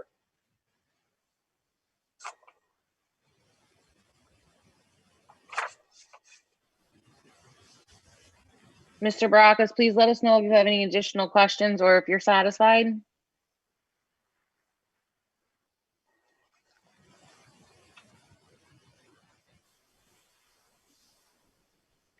Okay, thank you. Is the elevation of the property changing? The grading of the property is not going to vary significantly from what's existing. The lot conforms to the height requirements for the building, and the grading plan indicates that the house is going to remain close to the existing finished floor elevation of the existing home. He states the old home was quite high. The new finished floor elevation is 3 feet lower than the existing home.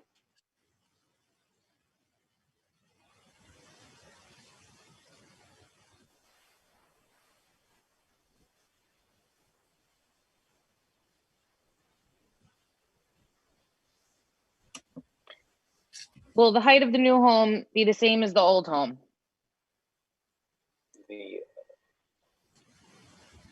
I do not have a roof peak elevation on the existing home, but the proposed roof peak elevation conforms to the height requirements according to the schedule.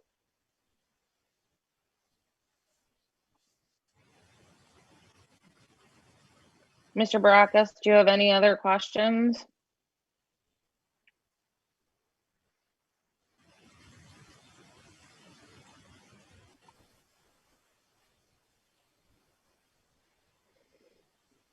None. Great.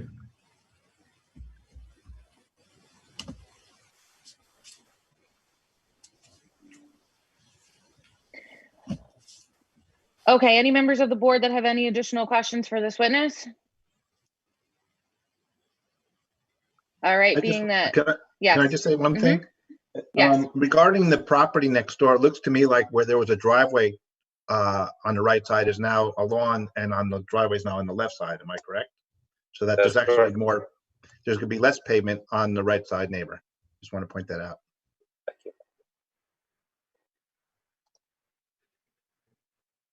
Thank you, Mr. Hochstein. All right, Mr. Hale, if you'd like to call your next witness. Yes, thank you. I'd like to now call upon Dan DiAugustino, who's our architect. Mr. DiAugustino, please raise your right hand.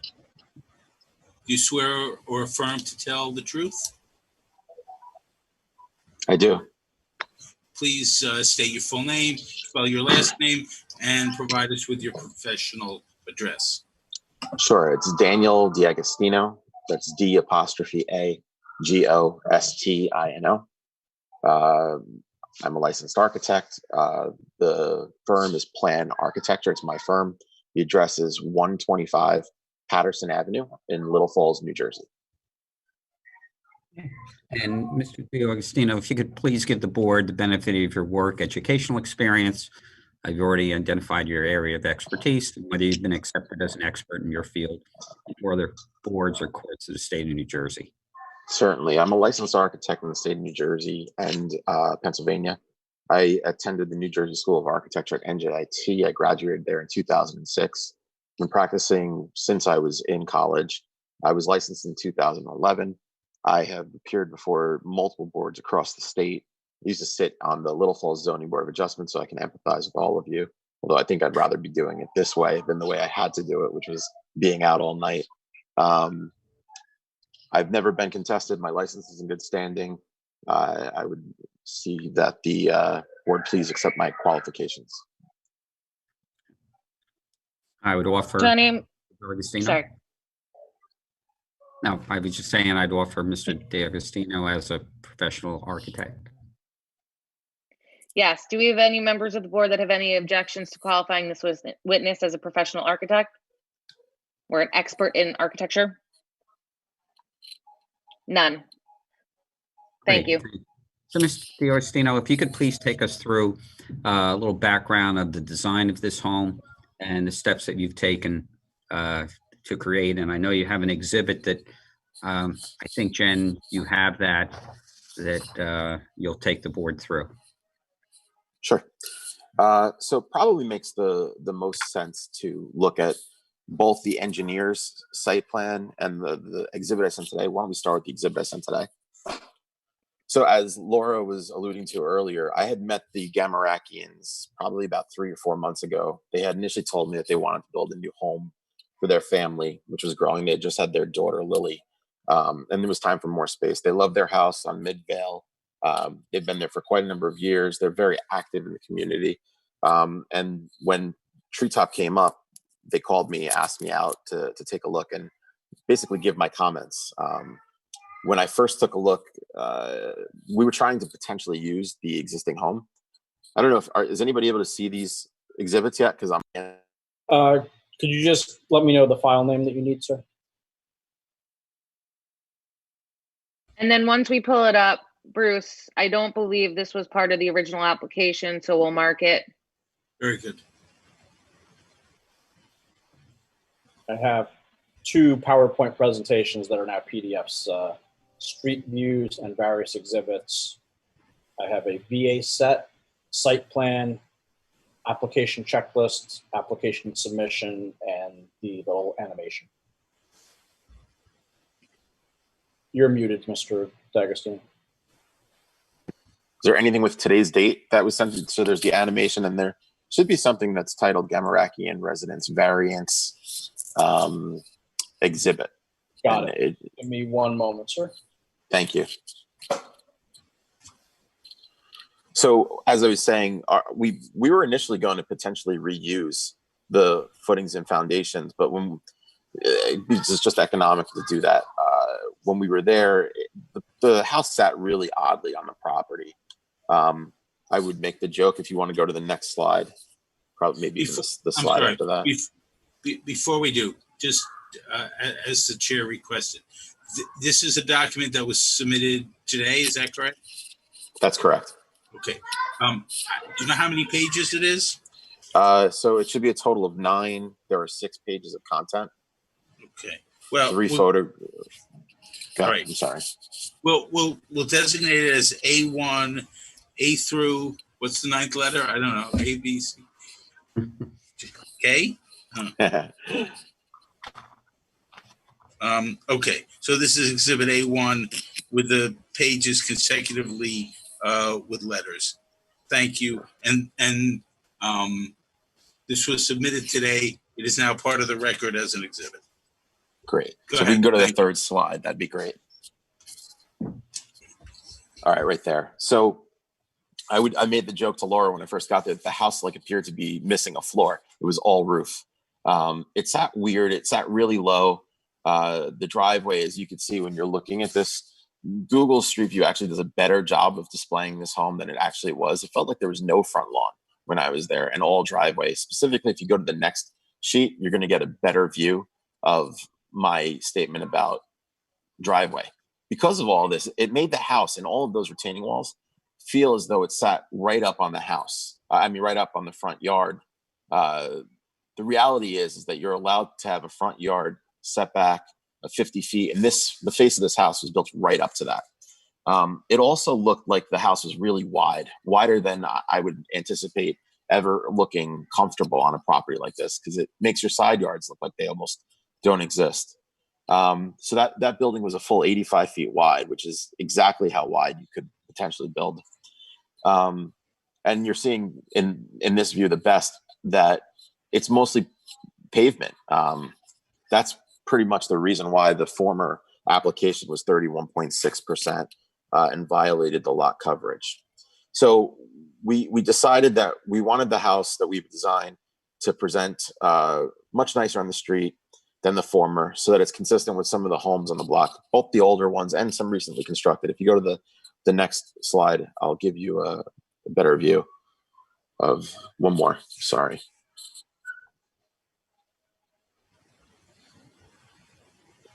So that's the home that we came up with. It's a Hamptons inspired exterior.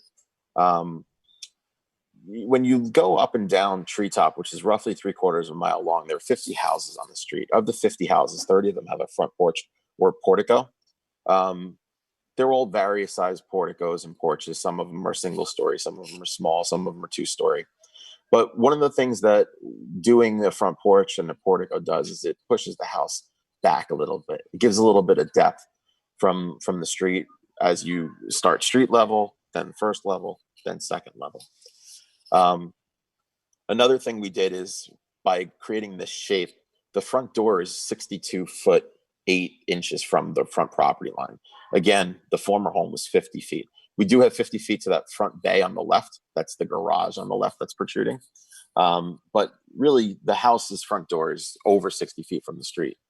And then the former home was considered a 2-story because of how it was constructed. But the reality was that it almost looked like it was a 1-story projecting out of a bunch of planters in the front of the home. So given the fact that our home will be a 2-story, we knew we were going to still comply with building height, so we didn't want to have that hardship. We wanted to narrow the design when compared to the existing home. So our home is actually 10 feet narrower than the former home. It'd probably be a great time right now to show the animation, if you can. One moment. And the animation is an additional exhibit, Bruce, that Yes. will mark? And we'll mark that as A2.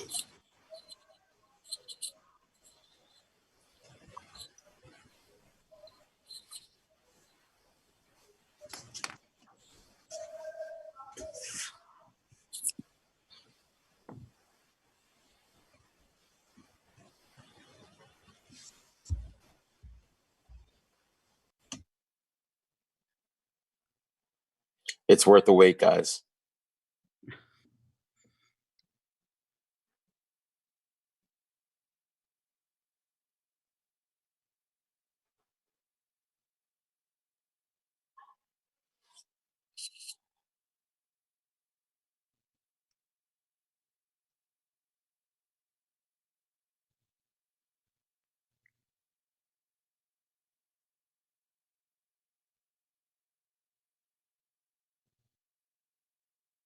You're muted.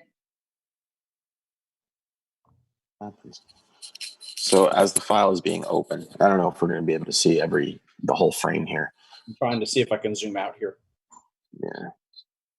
So I'll walk you virtually, or I'll describe the floor plans to you as the animation is running or loading, I should say. First floor consists of, I have a copy of it that I'm going to bring up on my screen. Not too many surprises, really. The first floor consists of a central foyer, a double height foyer, that is, with a stair leading up to the second floor or down to the basement. To the left is a dining room, which is open to that foyer. There's a center hall that you would walk through and past that brings you to the back of the home. There's a great room that's open to the kitchen with an eat-in area at the rear. Behind those spaces is the mudroom, a pantry, a second stair, which you'll see the glass in the animation as we roll around the exterior. That's behind the three-car garage. Can I just ask one question? I'm sorry. Housekeeping again. Mr. D'Agostino, did you end up sharing this, or did Apu zoom out and this is the exhibit that is marked A2?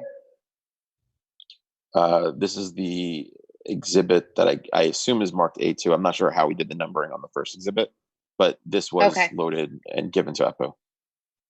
Okay, perfect. This is Thank playing you. on my computer, and it is in your Google Drive. Thank you. You can continue. So you'll see that in the massing and the style of the home, we're rich with roof lines. We've got a couple of gable ends. We did try to elevate the amount of detail on this house. So you'll see there's a lot of stone. All of the materials here are either going to be Maybach wood shake or a hardy equivalent. The dentals will be either fiberglass or Fypon painted to match. The roof and the doors of the garage will be cedar or oak to bring that rustic feel. We are going to be doing those historic traditional details around the windows with the head and the sill projecting. This view right here is looking through to the stair that is intended to act like a lantern at night, but also bring a lot of natural light into the home. Wanted to share specifically the animation. In this animation illustrates how many areas we have that are terraces or porches that are covered by a roof. And that's going to lead me to my discussion on the variances we're here seeking. So we're here for building coverage. We're over by just 1.1%. That's 314 square feet. To give you a point of reference, that's essentially the front porch. When talking about building coverage, I always think it's important to understand what the building coverage requirement is doing. Some towns call it building coverage. Some towns call it floor area ratio, and other towns have both of them as a requirement. So it's not either one or the other. So building coverage requirements are typically there to limit the size of homes that residents are permitted to construct on a lot. When you analyze our design, given the building coverage requirement, we'd be permitted to design a home with an enclosed livable floor area of about 8,500 square feet. That would be on the first and the second floor, and that would be complying with the building coverage requirement. Our proposal is 6,800, so that's nearly 2,000 square feet under the intention of this code. So you might ask, well, why are we seeking 1.1% variance? When we designed with an outdoor covered terrace, which was 312 square feet, we removed the garage from under the house, which counts for another 746 square feet, and then the front porch, which is 359. That gets us well over the 6836 that we were permitted. So even though we are well under the allowable square footages for living, this is like that commercial where the kid comes in. She hasn't been a part of this meeting since it started. You got to give me a second, all right, hon? There's sad news. Okay, I'll come right over to you. But Murphy died. Okay, it's all right. Murphy is the babysitter's dog. I'm sorry about that, guys. The outdoor covered terrace at 312 square feet, the garage under at 746, and the front porch at 359, that puts us over that 1.1%. In regard to the impervious coverage, which we've actually improved, the building coverage obviously contributes to this. as I've just outlined. It'd be difficult to comply with coverage given all the calculations, along with pushing the home back, which is one of my goals. That makes the driveway a little bit larger. That being said, we did design the new home's impervious coverage as conservatively as we could. We're reducing the impervious coverage by 2.3 below the former application. Chances are, there was a question earlier, and I know Jeff touched base on it. Chances are the home that was constructed didn't have any stormwater management facilities, nothing to collect roof drain water or anything like that. So in the design of our stormwater system, we are looking to have a net zero effect on stormwater runoff. So everything would be collected here. When designing the home, we tried to make it as beautiful as we could for our clients, of course. We would try to do that by balancing the positive amenities of the home, the aesthetics of the home, while causing, as little impact or no detriment to the neighbors or the neighborhood, and hope that everyone feel that this is an improvement over what was there. I have no further testimony to add to that. Great. Thank you, Mr. D'Agostino. Great design here. Thank you. And again, I have no further questions, Madam Chairwoman. Are there any members of the board that have any questions for this witness? Does the house come with a Maserati like the animation showed? It depends on how It's a much Tesla. they spend on depends on how much they spend on the floors. If we have room, we'll do that. If not, we might have to go to a Tesla. You can't fit 4 kids in that really cute car, so it won't be coming with us. Laura, you're going to be locked into whatever you say here, so be careful.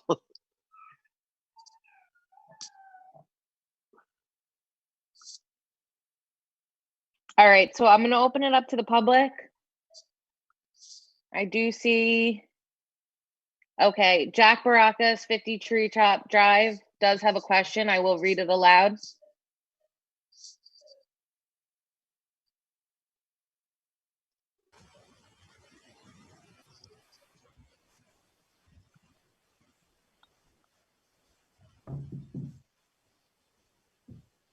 Please confirm the new house will be the same distance from the property line to 50 Treetop. So I am going to take a look at the engineer's plan for that. Okay. So the existing home, it's not labeled, so if you give me 1 second, I will provide that dimension. So the existing home is 24 feet, 10 inches to the property line, where 20 is permitted. Our home is 20 feet and 6 inches from the property lines. It's worth noting, though, that currently the driveway and the retaining wall around that driveway is within 3 inches of that property line.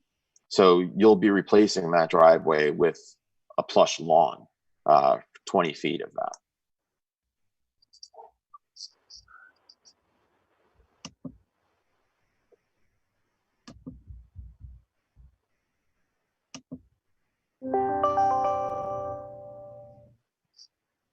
Sorry, Mr. Baraka, okay. Is the pool the same distance to the property line?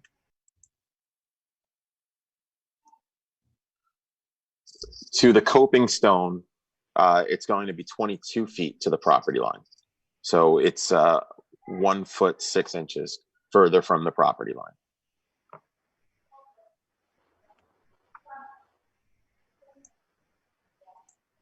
Thank you. Are there any other members of the public who have any questions for this witness?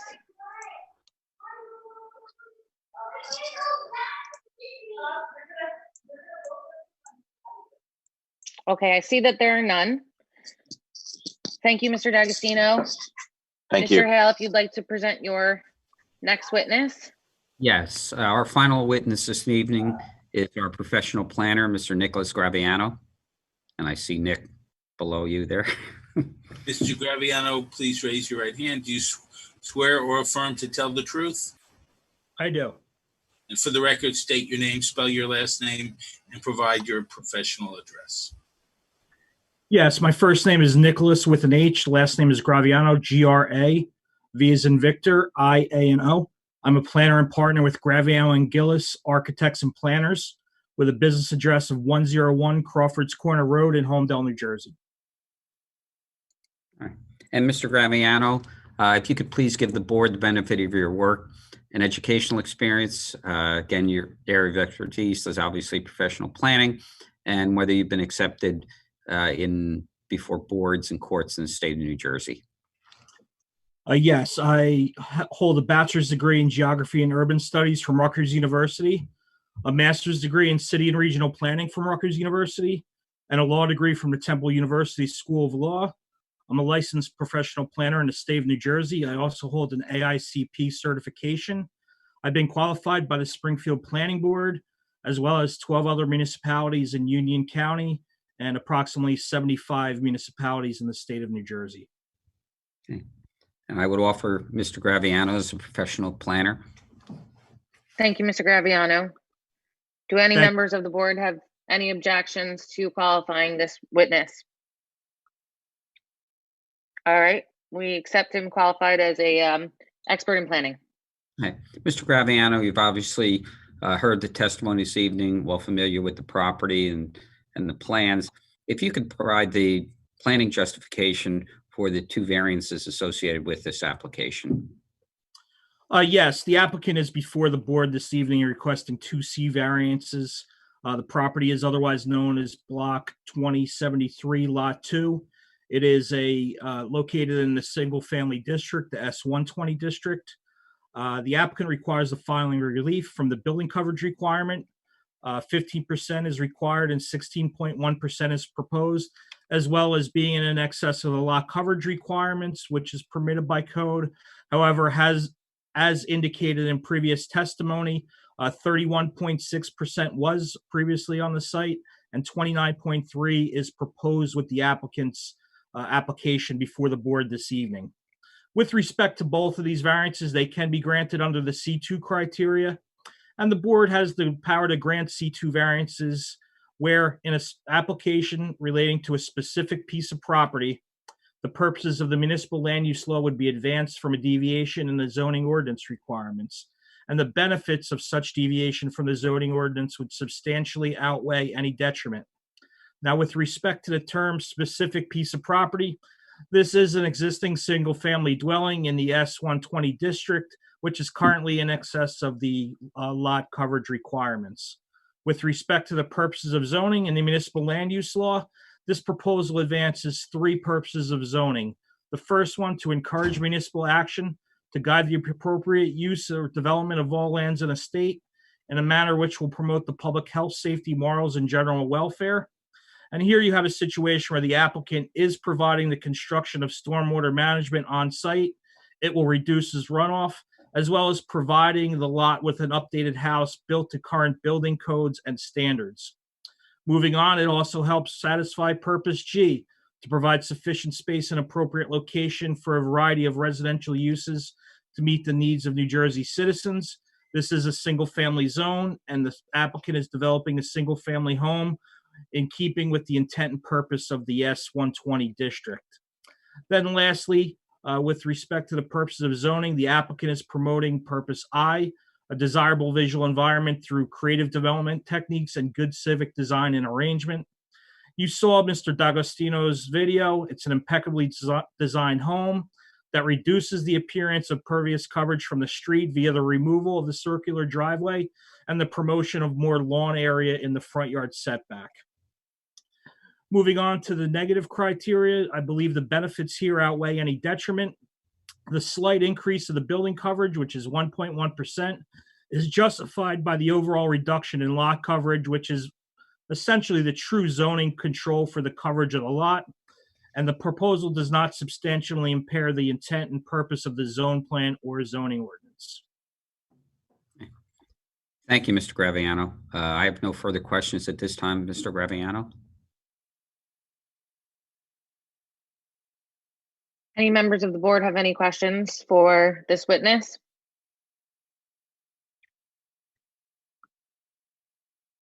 Okay, I'm going to open it up to the public. Are there any members of the public who have any questions for Mr. Graviano?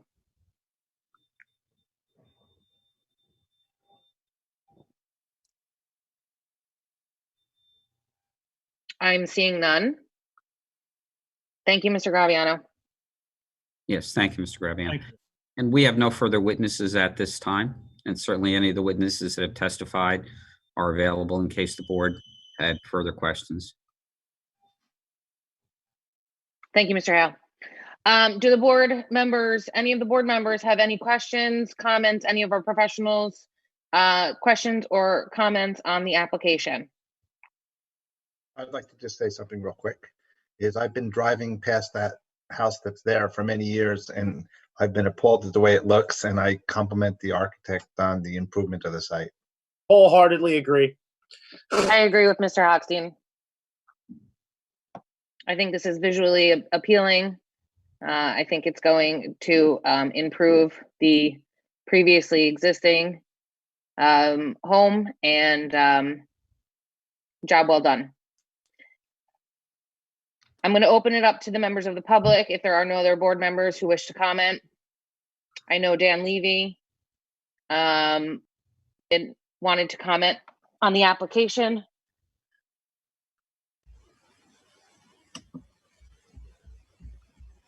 Jody, I mean, I think the last two comments that you and I'm sorry, Mr. Levy. Yeah. Hang on. Yep. Before you do, because you're not testifying, we need you to just be sworn in. Okay. Can't see your picture, but I'm going to assume you're raising your right hand. I am. Do you swear or affirm to tell the truth? I do. Please state your full name, spell your last name, and just give us your home address. Daniel Levy, DNIEL-LEVY, 34 Treetop Drive in Springfield.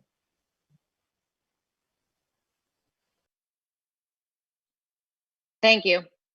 Yeah, Jody, I mean, I just wanted to echo your sentiments and the person who spoke before you about what an eyesore and what just a terrible representation of Springfield the property was prior to the Gamarakians purchasing it, and the amazingly beautiful plans they have for it. I can also speak to the fact that the Gamarakians are just a wonderful family that give a lot back to our community. They're very philanthropic.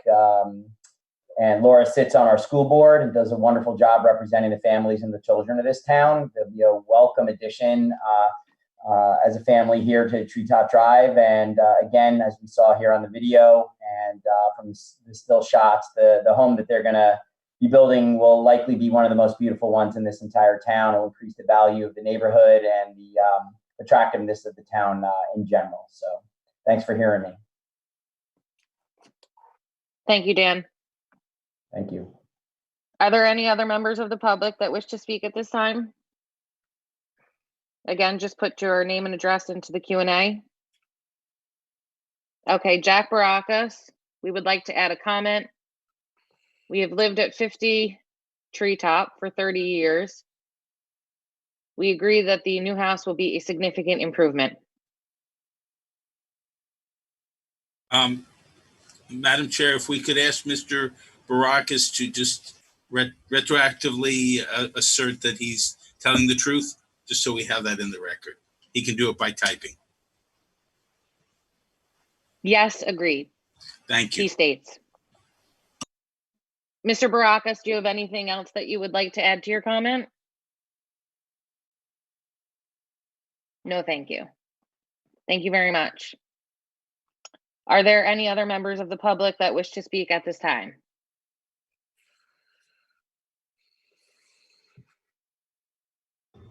Okay, there are none. Again, I do believe that Mr. Hale, sorry, did you want to speak? No, I think both the comments of the board members and the public will be better than any summation I could give. So I'm in agreement. I think that although the building coverage is increased, the overall lot coverage, we're seeing a decrease. I think that the positive criteria has been met, and I believe that the positive outweigh any of the detriments for this particular application. I would I would take a motion to approve the application unless any of the board members have any other comments. Motion. I'm sorry. Before we do, just the only condition I have is that there needs to be an appropriate percolation test, and if the current runoff plan is not appropriate, that a new one will be presented. I presume the board will make that subject to approval of the township engineer. Yes, Bruce, thank you. Thank you. That's Yeah, the only I- condition I have. Sorry, Mr. Hale? I said no objection, obviously. No objection. Thank you. Okay, so I will take a motion to approve application 2020-11 Laura Gamarakian at 52 Treetop Drive with the one condition that the percolation test will be performed. Motion to approve. Second. Mr. Poltrock, Yes. Mr. Laufer, Yes. Mr. Hochstein, Yes. Ms. Greco, Yes. Mr. Saada, Yes. and Chair Cohen. Yes. Motion passes. Wow. Again, we thank you very much. Madam Chairwoman, just one request. I know the Commission has done this with other applications, and I know Mr. Bergen's been involved, where there's a request to have the ability to proceed with the application with obviously the construction with obviously all appropriate permits, and not have to wait the time period for the adoption of the resolution. And we would stipulate that would be at the risk of the applicant. Just Steve, for your edification, it's my opinion that any applicant has the right to do that at their own risk without the permission of the board. So certainly your client has the absolute right to proceed at their own risk, even prior to the resolution, without this board voting on it. Great. Thank you, Mr. Berg. Thank you so much, everyone. Thank you for your time. All right. Nice Thank you. job, Chairwoman. Thank you. A great job tonight. I've done quite a few of these virtual meetings, and this was one of the smoothest and well run. And thanks for having a little dry run this morning. That was very helpful. Thank you. Board Secretary, I just want to discuss very quickly before we move to adjourn on this meeting. Have we polled the board and received responses with respect to our next meeting? Yes, the 8th and the 15th. Okay. 8th and the 15th, 5:30. I am still very backlogged, even adding those two meetings. So in the next couple days, I will talk to you about maybe adding a second meeting to July. I want to say I'm going to clear out possibly 7 with the next 2 meetings. And I think I probably have maybe 5 more, plus applications have been given out, so they just keep coming in. So Right, so we had in excess of 13 at the time that we requested those meetings. So I appreciate everyone responding, and I'm glad that we are able to move forward with these virtual meetings. And we thank you all, board members and professionals, for your time for this. So June 8th and June 15th are the new dates, the next 2 dates that we're looking at for our meetings. Correct. Okay, and before we adjourn, I just want to again say thank you. I think this was a successful first virtual meeting of the zoning board. Yes, everyone's time and effort for this is very much appreciated. And with that, I'm going to take a motion to adjourn. Motion to adjourn. Not all at once. Yeah. Second? Yep. Okay, Jen, all in favor? All in favor? Aye. Aye. Have a good night. Thank you. Have a great one. Stay safe. Good night, all.